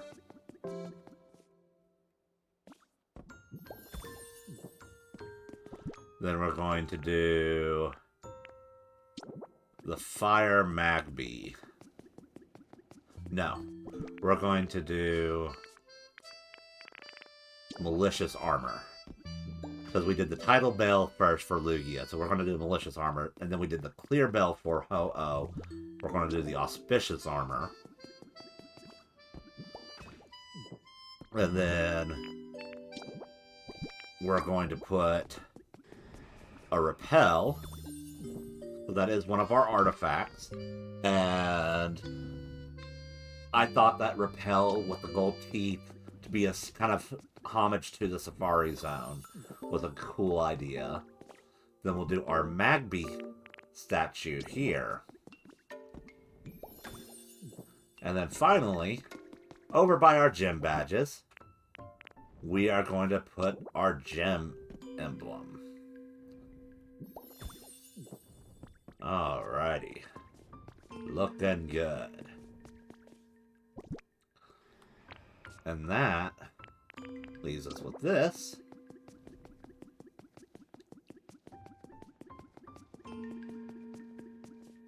And we're going to stick this here, because this has a good spacing for it. And then we'll toss one there, and one there. And we'll put stuff on top of that later. But yeah, we're looking good. So, where I wanted to do the collection in order. Part of that will be getting all of these lost relics lined up. So we want the fourth one. And I think we're just going to have to do this the hard way. Let's go on back to my storage unit where I've got all those put away. Once again, I had the chest mostly filled up with what we needed in it.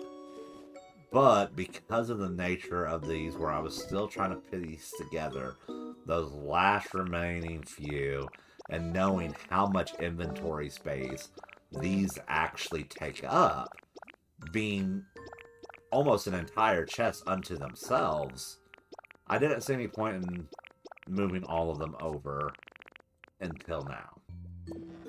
So we're going to go around the room, and we're going to place our artifacts in there. Nope. Here.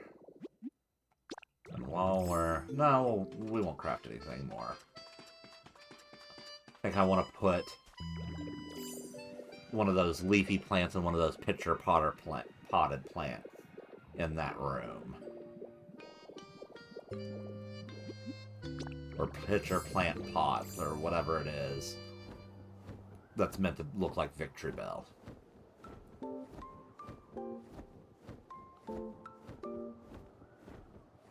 Alright. I know there's a feather over there. But I want to get this done. So we're going to focus on that. We're not going to worry about the feather. We'll close that door. Yeah. See, we're moving right along here. And we can technically...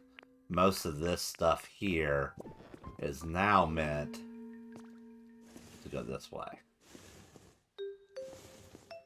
So one of the last things I'm going to do tonight on the stream is we're going to look at the fossil build here.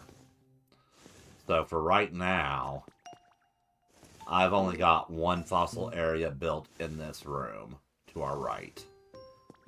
And that fossil is incomplete from what I have envisioned in my head. So we're going to get that fixed at the very tail end of it. And I've added some streams onto the schedule. So originally I have added on tomorrow at 2 p.m. that we'll be doing a stream. Now, unfortunately, my car had to go into the shop. So, depending on when the car is available, that may affect when I'm actually able to stream tomorrow. So, if for some reason I need to bail out early, then know that I will make up for that by shifting it over to do a longer stream on Thursday evening.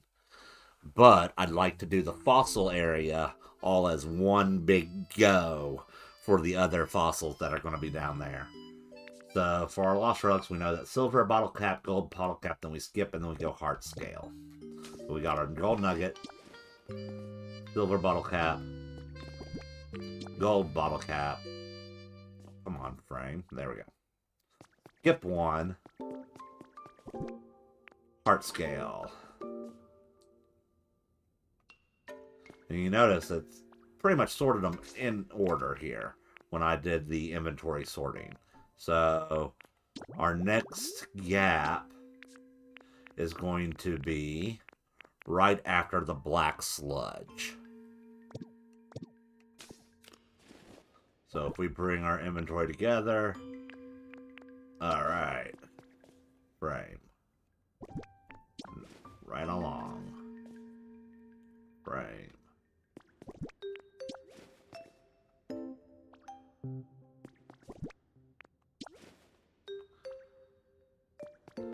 So as we kind of come around this corner, we're going to do the psychic spoon there. And you notice this one hits first, so we're going to do this one here.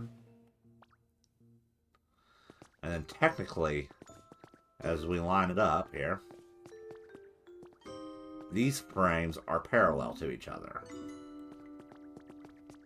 So my thought process was, got the silver powder, black glasses, we'll go here, black belt on the other side. And we're just going to kind of do that for this section of the museum. So as we've got kind of two walls where it can go either side and they're parallel, we'll go ahead and we'll alternate. And then once we fall back in line here, bam. See, there's not one on that side, so we'll go with this one here. Keep working our way around. Soft sand.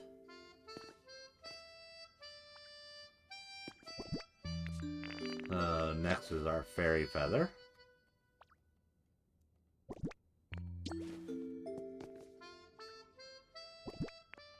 Leftovers. Black sludge. So that was our skipping point. So that next frame we need to skip. Which means we're at this frame for Destiny Knot. And we're going to check that. Make sure it all lines up like I think it does. Alright, Black Sludge, Destiny Knot. Yep, we're moving right along. So we have Terrain Extender and then Throat Spray is going to be our final gap between.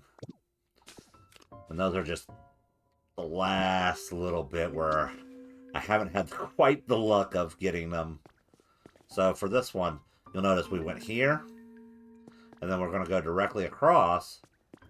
We hit this one, and then we hit frame directly across, and we're back in gapping, so we're going to alternate. So Life Orb was there, Iron Ball was here. In fact, that Life Orb I either got earlier today or yesterday. And like, just in the last day and a half, I've gotten 2 brand new artifacts for the Lost Relics. Or at least new to me. And that was nice, even though I still have several that are missing. And which, of course, the Lost Relics are just the held items in the games. And I think some of them are nice. It's kind of been interesting to see which ones they chose. So we've got a gap. Then we get our throat spray. So that's going to be our final hole. We'll go over here. Frame. Next one is here. Doesn't line up, so yep. Moving right along. This one, again, we're not going to line up until that next frame, so we'll go ahead and do that one there, and then we'll jump to the other side. And we'll just kind of continue this along, alternating between.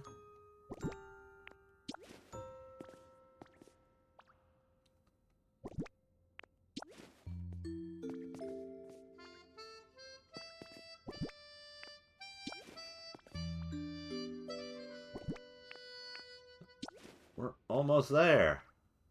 Room service. Ring target. But yeah, it was really interesting to see which held items they chose. We'll come right around here. Frame clear amulet. And zoom lens. Alright, so this is what I was kind of talking about. I had exactly what we needed for the number of the small lost... I will get the right menu open here, I promise. For these Lost Relics small. So, what I ended up doing, crafted exactly what we needed. Added 8 for the gym badges. And then I was like, okay, how exactly do I want to structure this? And one of the things that I came up with for structuring this was we put a Ditto doll in, because we kind of find the Ditto dolls, all the stuffies, kind of like Lost Relics. We do them from smashing blocks. So we're going to put the Ditto doll to pay homage to Ditto, who has spent all this time building everything up. So, like, Ditto deserves to be remembered. And then I want to get a small Lost Relic that has not been appraised yet, and I want to put it in this frame. Now, originally I thought, well, we can put a large relic that hasn't been appraised yet as well. That could be an option. Now I can work in the Ditto elsewhere. But I know I definitely want to have Ditto worked into this museum. So, because one of the things that I wanted to have is a gift shop. And in the gift shop, we're going to need some plushies that make sense. And where we don't have plushies of the fossils, what's the next thing that makes sense? Clefairy and Ditto. Clefairy because Clefairy comes from the moon and we do have the space exhibit. And then we want Ditto because Ditto is a product of science. It is, if you read through the subtext of the original Red and Blue, and they really establish it a little bit better in Fire Red and Leaf Green, and I think Let's Go Pikachu and Let's Go Eevee, that the experimentation being done in Cinnabar Island was setting it up for them to clone Mew. And that failed clone was Ditto. And eventually, supposedly, they cloned Mewtwo. Which, Mewtwo may be cloned? Or maybe Dr. Fuji lied. Mewtwo could be its own legitimate evolution of Mew in the genetic gene pool, where Mew is supposed to be one of the ancestors of all Pokemon. I know the adding Arceus in Gen 4 kind of made things a little squeaky from what we originally were told. And again, the Pokedex has so many different macabre things in it. How much of that is true versus how much of it was myth because we believed that's what these Pokemon were doing. So, yeah. We got our lost artifacts. We got our gym badges. That's pretty much an entire wing done. We may end up adding some lighting. We're going to add some plants in here. Make it a little nicer.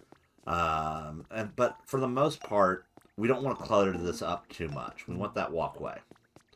But yeah, Mewtwo may actually be something that evolved naturally as opposed to being created by Dr. Fuji. And the number one thing that we can look at to kind of reinforce that idea are the Megastones. The fact that we have Megastones for Mewtwo. And that doesn't make a whole lot of sense. Alright. Unless Mewtwo wasn't created by Professor Fuji in a lab. Mewtwo existed naturally. That's why the Megastone exists naturally. So I'm kind of thinking, what do I want to do? Because obviously, with the way this is structured, it looks like any given moment, some kid's about to just go running off this balcony. I was thinking on different solutions for that. Oh, let's go back to Pallet Town. Storage area. Because I think I'm going to get that done. We're going to get those set up. And then we can call it good for tonight. Because we've basically gone 2 hours tonight. And if I can get... I'd like to do tomorrow, maybe do the wing opposite of the Relic Ring and Mew wing. Get the second floor done. Because the next section wing that we're working on across the hall from Mew and the mural has a little bit of trickiness to it. So, we can't paint these, we can't paint these. However, one of the things I like about these is it creates... Well, here. We're going to sort my inventory. I'm going to deposit all of these lost relics into this chest again. Fortunately, every time I get a new lost relic, it's going to let me know with an expanded item entry instead of it being just, oh, you got this item. It's going to be like, you got this item. Here's the little info descriptor as well. And then when I go into my inventory, or not inventory, collections menu here, there'll be a little red dot over here on ancient artifacts, and then I'll go over here, and there'll be a little red dot on the upper right-hand corner of whichever one is new. So as soon as I get these last 3 relics to pop, I will be all set. And like, for example, one of the things I've noticed is like if you 3D print a relic, if you 3D print a fossil, you 3D print the large lost relics, like, or if you buy them from a Pokemon who's doing the trading, it won't register as that relic unless you get it in this little can or the large can and have it appraised by Tangrowth. It won't pop up here. So as a result, one of the remaining relics I still have to discover is a Porygonal shelf.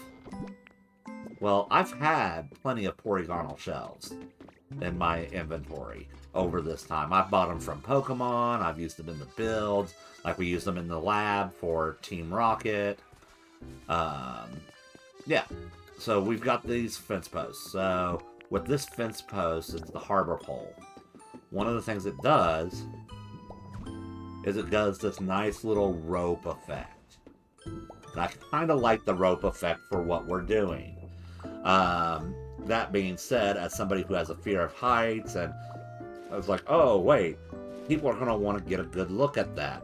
Maybe I should do a handrail instead. So we're going to take this stack of harbor poles. I don't want to use the metal fencing, and I don't want to use the stone fencing. I just don't think it looks as great for what the effect that I'm wanting. And we're going to go... Well, I mean, I'm right here. We're in our main area. We can save... We can do some crafting from this. So we're going to go into our buildings. I'm going to scroll down here. And we've got the same wooden handrails that I used to surround the pedestals in the Mew room. And I think if we were to paint these, it could look nice. So, well, that's way too many. Let's go ahead and do 50 of them. Not like I'm never going to use them again. If I have extras, it's okay. So we're adding today to the lobby build. So each one of my things I ended up doing, I have horrible handwriting, so you'll have to bear with me here. Where are you? There's 2 of the pages. Where's... Ah. Alright. My notes. Yeah, you can't see that chicken scratch, but yeah. So, eventually, this is everything that went into the lobby. So, eventually what I'll end up with is a PDF file, probably, or some sort of Word document or something. Some sort of document that's going to have the entire build list. And I'm debating on whether or not I'm going to be kind and break it off by room, or if I'm just going to lump everything together so you see everything all at once for that particular item, rather than having a bunch of different lines for the same item. I'll figure it out. But eventually I do want to place that available to people. So that way, if you were to go on YouTube, because like one of the things I'm going to do is I'm going to do a super edit of this whole build process. So for most of this, I've recorded clean footage of this build, and one of the things I can do is put the clean footage together, do a fast forward on the build, kind of showing off what we did here, cut out some of the in between to make it look a little nicer, and yeah, like I said, we'll kind of play with things. I'm going to put 59 Harbor pole. And then 50 handrail. And I'm adding this to my lobby build, and if I have to take one out, once we figure out which one we like, we'll scratch it off that list. But yeah, I'm going to post the build inventory, so that way if you wanted to recreate my entire museum build here on your own, you can kind of watch the sped up footage a little bit, pause it, slow it down as you need to, and then basically build this entire build, seeing everything that went into it. But yeah, that was my thought process.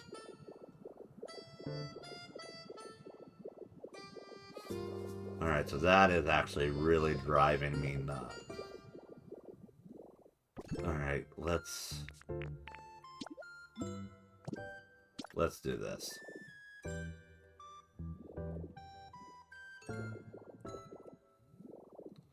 Because we know we want this to be fixed and look nice. And the best way to do that is just to do it now. There we go, that looks a little nicer.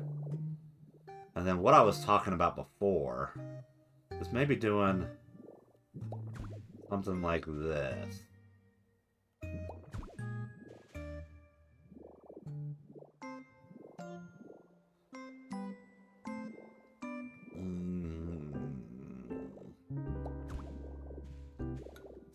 Yeah, we're gonna make it that height.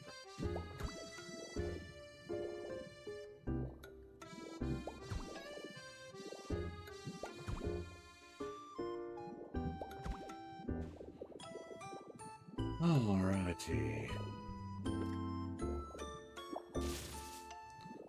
Get rid of these blocks here.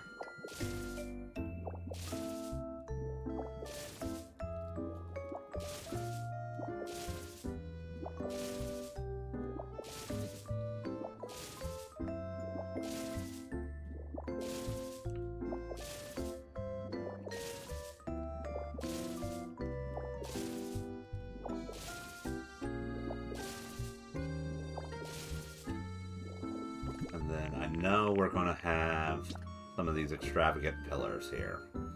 I want these on either side of the doorway. Anyway. We're going to place those on back.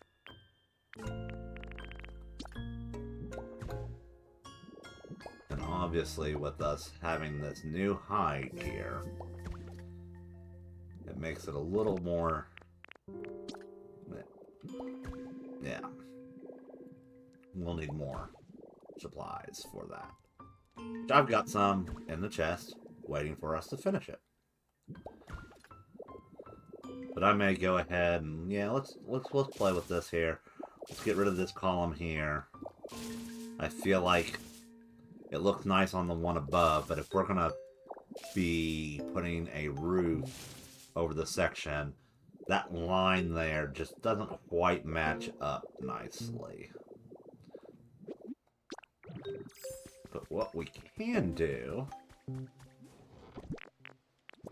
Helps if I get in the right box here. Get some more of these stone tiling here. And we'll get some more of these extravagant pillars. We'll make one... You know what? I think it still works. But we need to take it down one block. Because, like, if we have the top here just looking funky, it's not going to look right. So we gotta make the top here. Then we'll put one of the stone tiling above it. And then we'll do our marble here. There we go. Like I said, I didn't want to have it where the top is above the marble line for the new ceiling. And then we're going to do this.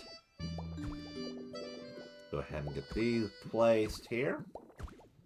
And I know I'm going to have to create more pillars, but we're going to use these extravagant pillars. And we're going to expand this outward a little bit.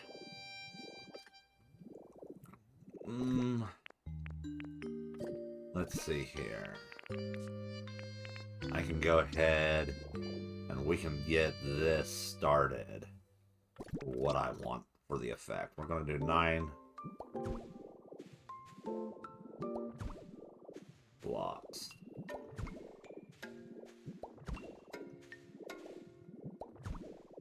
So my idea is that basically every 3 blocks is going to be a gap of 3 blocks, and then we're going to stick a pillar.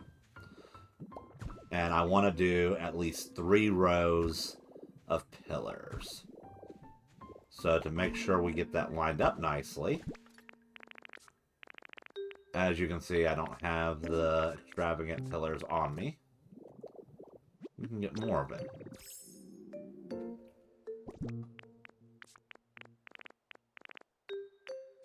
So you'll notice I pulled that chest off of the balcony when we finish the wing, and I'm going to do that with each of the builds as we kind of finish that area.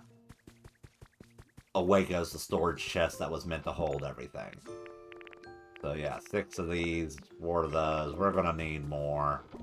Let's see here. How many more can I add in? Oh yeah, 31 and 31. Did I already add those in?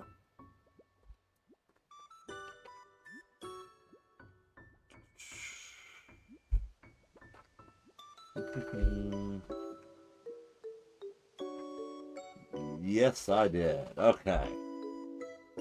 Cool. So we can add these into our thing. Our build inventory.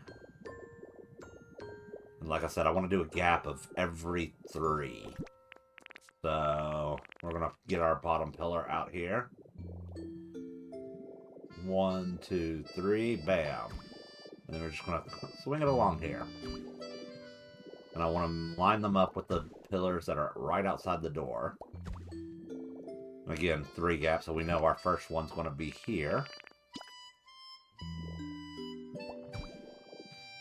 So we can go ahead and make this line up.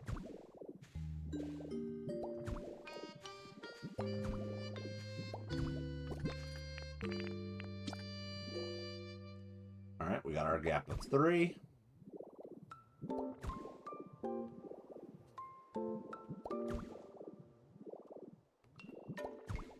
And then we need one more gap of 3. So that would make our 3rd. And then that will make where the pillar's at.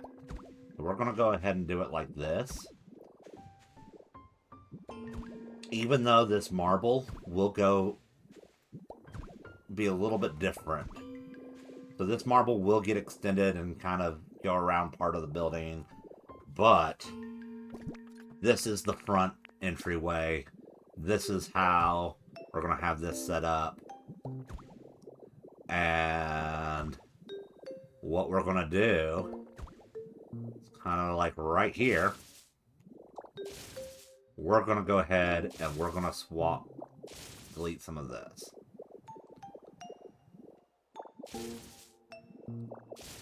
Because our next area for the marble, because we'll do a small little kind of enclosure around. I want to go kind of how this is too wide. I think we're going to go 1 wide around, and we're going to use that to place planters on.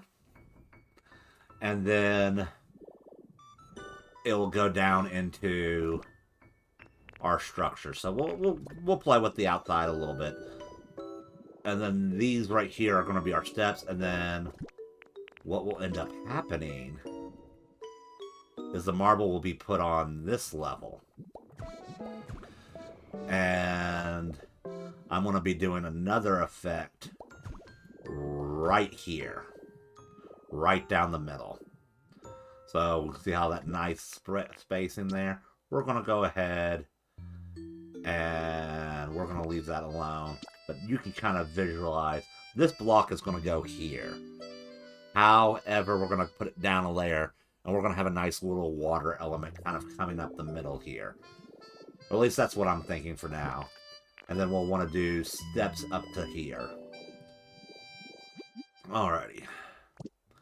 So, in interest of getting the front looking nice, let's take our area all the way out here.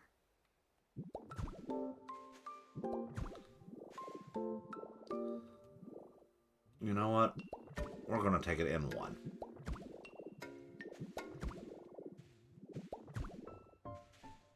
Yeah. Because I realized there's an effect that we need. We're going to tie everything together.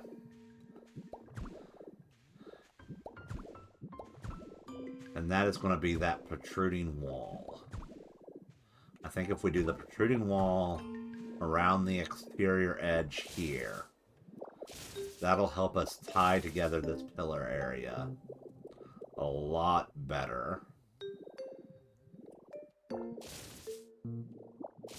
if I need to get rid of that banner from that one area and move it to the other side, I will. Because I think that may end up being the best option for us, is moving that banner, the 2 interior banners, over 1 more. And put a gap between the pillar, or just reduce it down to 1 banner. I don't see a problem with that. Alright. So now we need that protruding wall in white.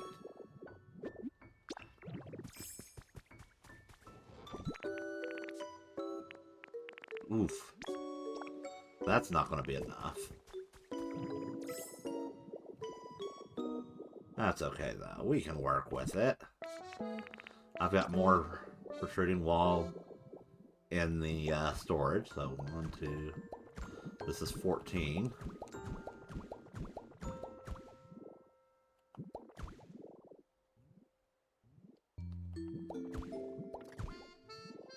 So obviously we need 14 more. 1, 2, 3, 4, 5, 6, 7.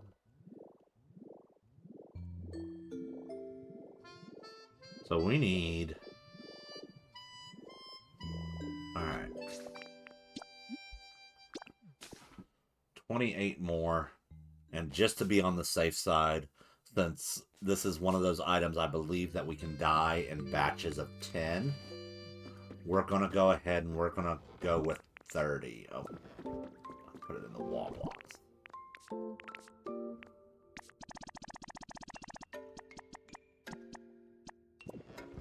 We'll dye 30 of those up.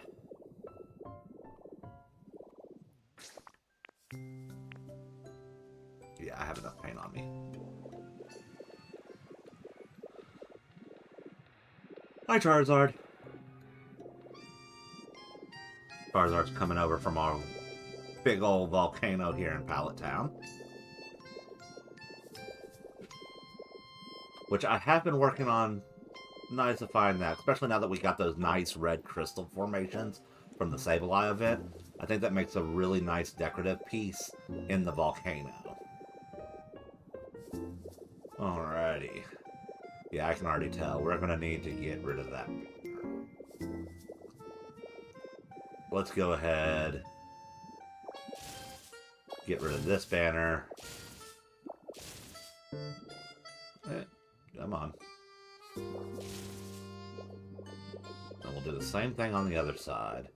And like I said, I may come back and we may be like, oh yeah, let's definitely put that other banner right along the wall, but we also may end up using it elsewhere. I have an idea.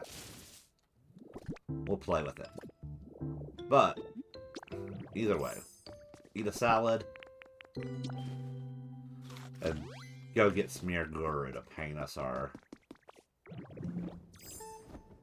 protruding wall. So we're adding 30 protruding wall to the general build.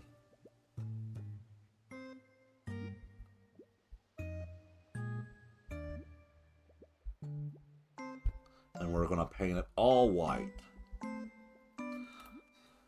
Since you get 2 color options here. And if we decide we want to add another color at the end of the build to help give us a little bit of an accent, like, for example, we can do this bottom here as white, and then we can do like gold or something else to give us a little bit more of a color splash. It doesn't take a whole lot of paint to give it a color splash. So, like, I'm willing to adjust it. We'll play with this and we'll see what we like, and I may look at this for a couple of days and be like, yeah, yep, nope, time to change it again. Which, we cannot dye stone steps, and we don't have marble steps. So we're going to pull out 8 of these concrete steps, and we're going to dye all 8 of our concrete steps white.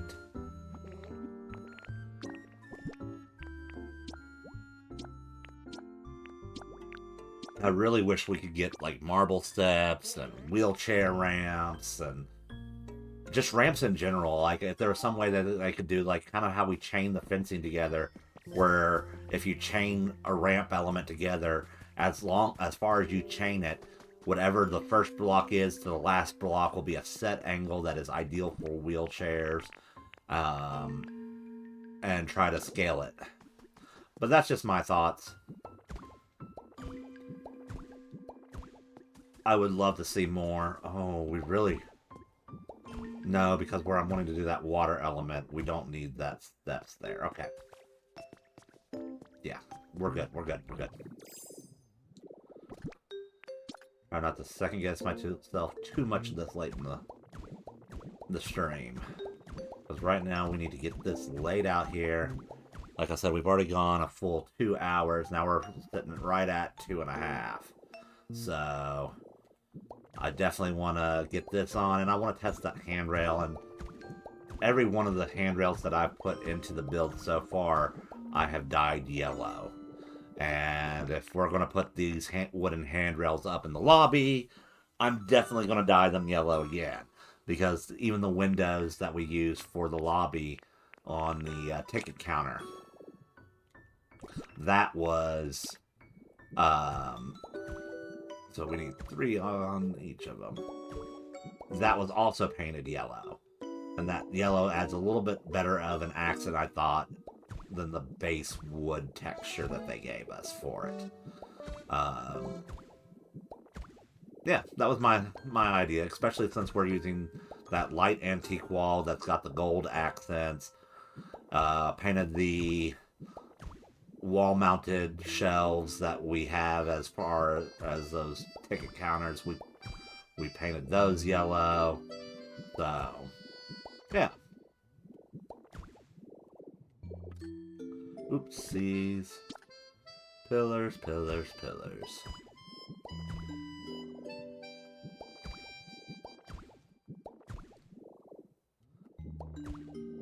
We'll test the handrails, and then if I like the wooden handrails better than the harbor pole, what we'll do is we'll go paint the color I want. Alright.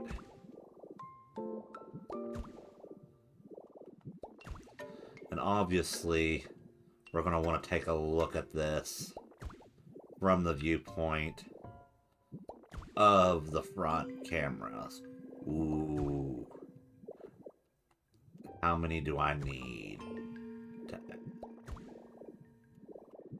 It's not going to be even, is it? Yeah, no, we need 3 rows. Okay. That would end up kind of like that purple.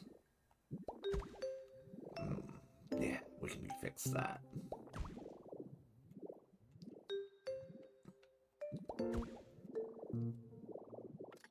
Alright.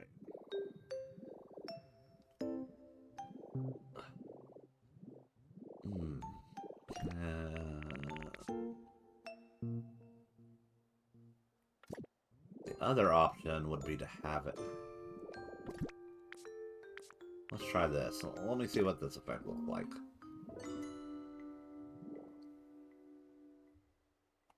Ooh. It is letting us go there. Alright.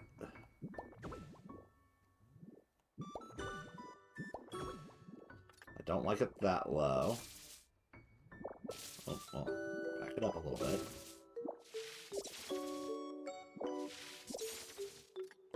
We want it that low, and then I can do this.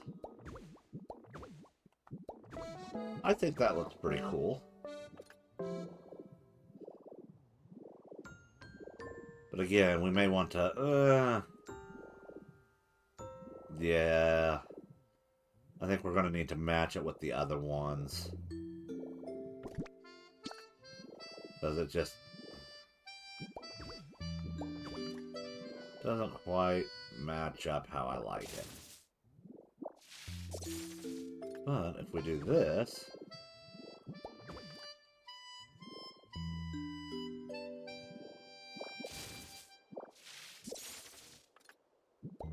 it might make for a fun effect. Yeah, nah. We need to make it... I don't think I like that. Okay. Maybe not put them there. Though it is interesting that they attach below. I was afraid we would have to stick them on something.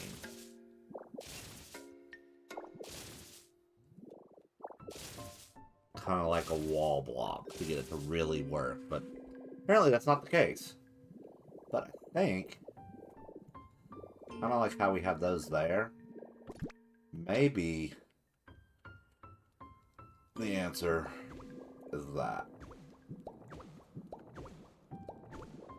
Yeah, I think that might be our answer.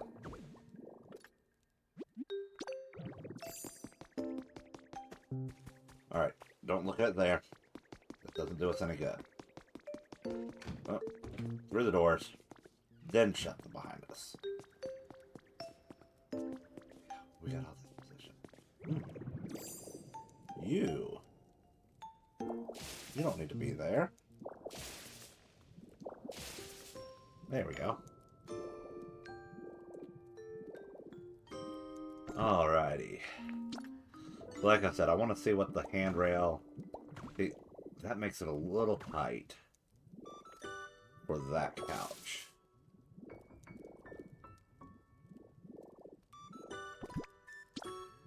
And this is why we tweak. So the handrail would look like this, in fact, basically.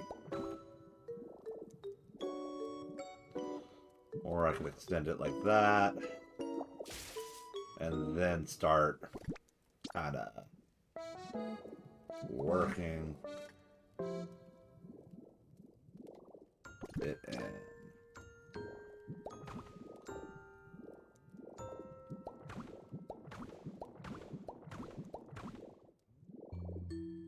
Yeah, we're going to remove those couches. Those just don't work well. We want to try and keep it too wide. You push you to the side.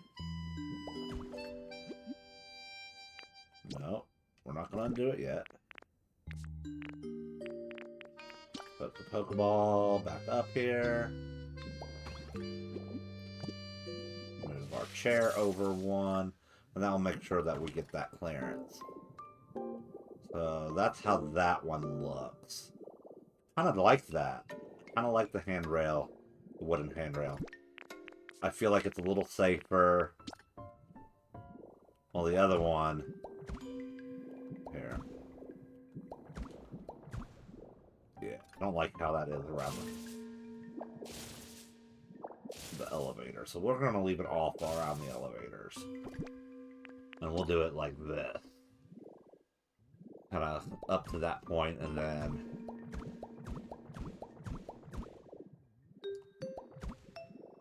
Yeah, the handrail's the way to go. Okay. So we're going to place this handrail. We'll get it all placed. See exactly how many we need. Then we'll dye them, I think the yellow should be that nice accent that we've been using.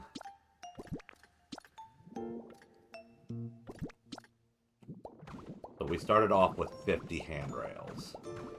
Like I said, I think we're going to stop there. And on this one, we'll go this way like this. Again, we have 2, but we might be extending that back. Bam.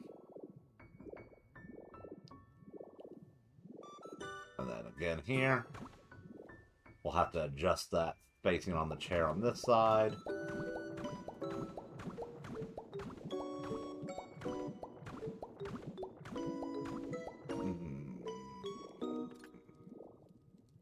Take this off. Of course, I don't have enough pee-pee. Get that. Alright.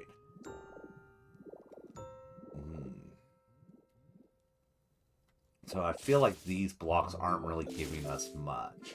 So let's do this. Trim that up. Looks a little cleaner.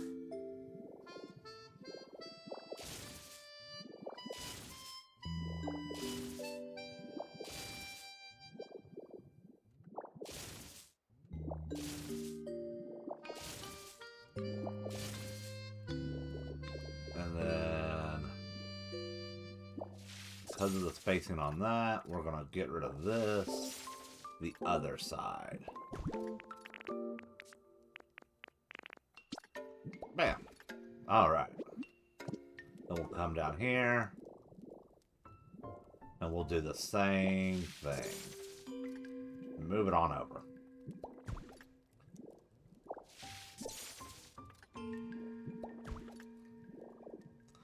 And that makes that a lot nicer. So of our 50 wooden handrails, we use all but 2.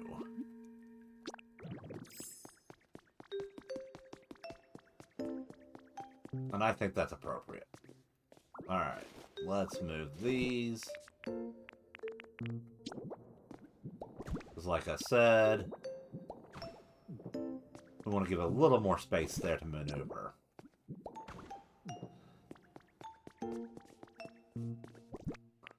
Like, in theory, we could be like, okay, we're going to stick a handrail here and right here, but, like, without it connecting, it just really doesn't look right. I wish there was a way we could do it on the diagonal, but there's not.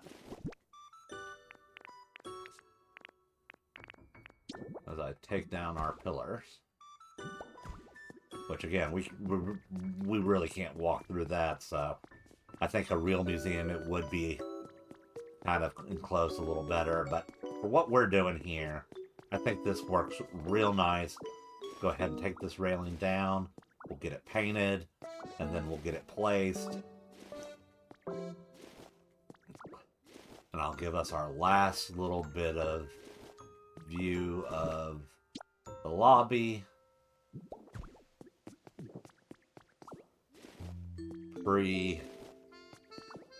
Adding all the lights for electricity. Which again, I know how I did that one. I'm going to have to bring it around this side as well for the other one.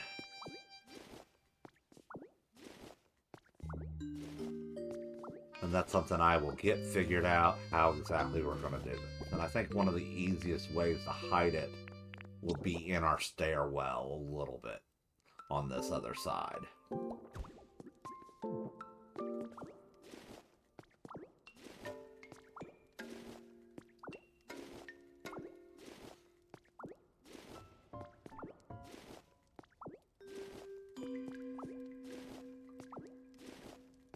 But I'm real excited to see this build finally starting to come together. And I'm looking forward to working on this next room here.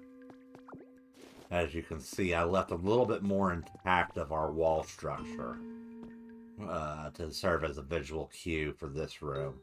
And that's partially where these walls are a little more interesting in order to achieve the effects that I'm wanting. And again, with this handrail being something that we paint in a batch, I am going to have us paint the batch, and then we're going to install it. Oh, here. We might as well close that door. We're going to get a good view of that as we come back. Probably. Alright. Come on, Smear Guru. Paint me some handrails. Like I said, we've been using this yellow paint to make them almost a light wood. Or golden color. So obviously we're not looking at this straight on right now. So in order to solve that, we can just pop over to the security camera. Yeah, I'm looking at that and I'm like, okay, that looks a little better. I think what we need, and I can see it now, we need mysterious statues to be gargoyles, kind of like how we've got them on top of the pillars. I want them on each of the roof corners on the lower level and on the top levels. Which that's just going to take a whole bunch of rare Pokemetal to 3D print some more of those. We're not going to do that tonight. That's something I can easily add on as we kind of perfect the front of the build. Because like I said, you see all these flowers here. All of these are going away. I'm growing these bushes. We're going to get everything picked up. And then I'm really going to flesh this area out and make it look really nice. I really want to make a nice front lawn or mall for our museum.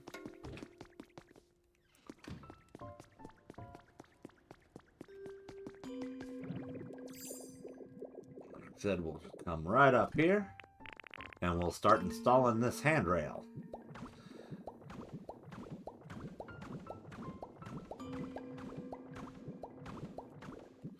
Now we could have done this the same way as we did on the other side where we only did one and we didn't have it in this section, but I feel like having one section of it look this way gives it almost a feel like it a nice feel. And if we need to, when I extend the back end, we might be able to shove the elevators over one more square and we'll work it in where it does the full, just like it does on the other side. Because we'll have a little bit more spacing to work with. But I think for right now, doing it like this is the way to go. Give us a little bit of extra space where we can go this way or that way.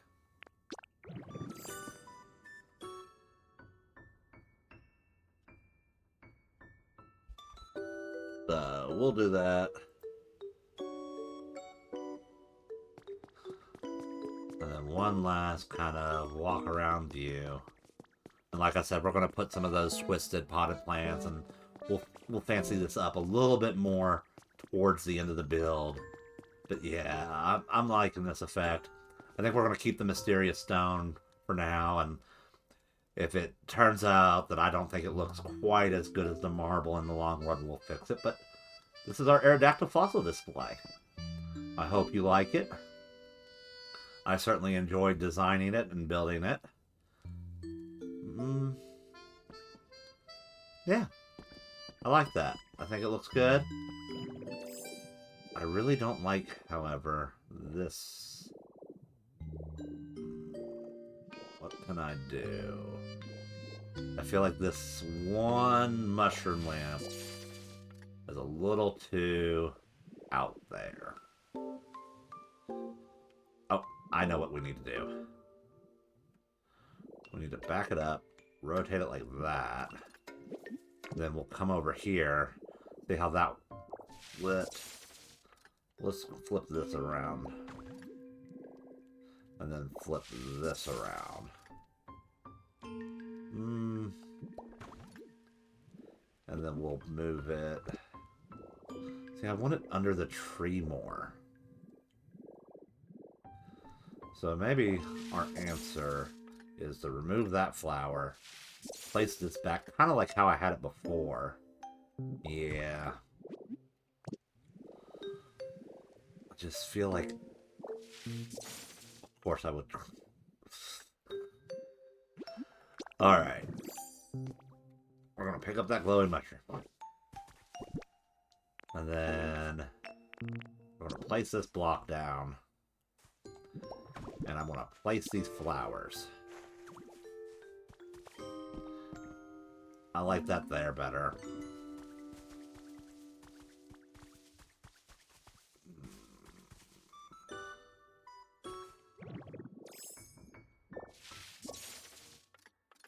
I'm going to move this mushroom over.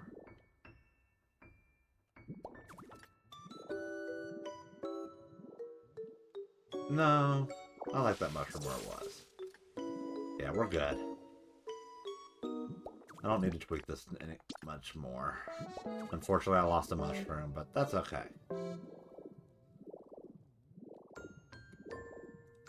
Yeah, I'm liking how it looks. That is our build for Aerodactyl's fossil. We got our lobby kind of almost completely done. Like I said, we're going to do the fine-tuning with the plants life at the end.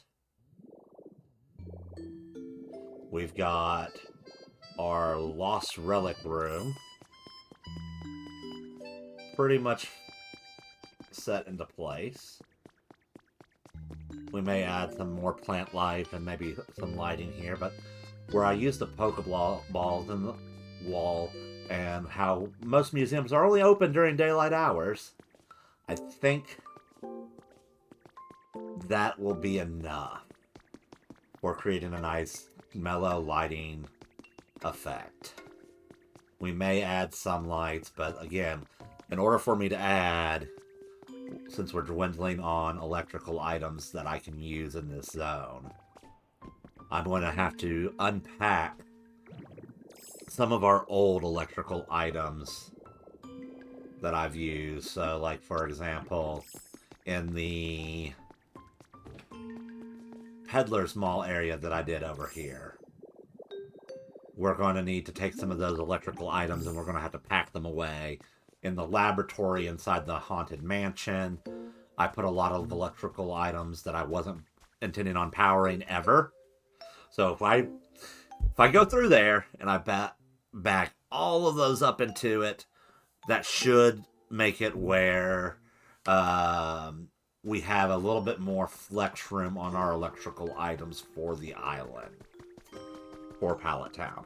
And then what I can do is once we've hit our maximum again and everything that I've got has electricity, that I want to have electricity, we can finally go in on the back end and put all the items in the basement of the Haunted Mansion into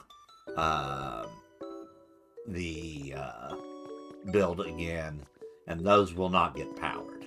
And because they are the last one item, and it'll be like, oh, you can't, there's no point in putting any more, but it will still let us place them. And that's kind of like what I said for the cashier stands here. Yeah, there's 8 of them here, and if we pull these 8 registers when we're done, before we're done, or at the very end, I can pull these 8 registers off here. We can get a nice looking effect and see the final museum and have power to everything. And then I can yank the power from these 8 units by just packing them away into a chest somewhere.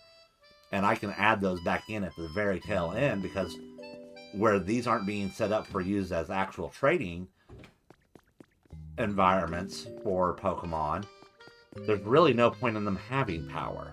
They're not going to be able to truly function within the game. So, but with that, we are sitting just about 9 minutes shy of 3 hours today.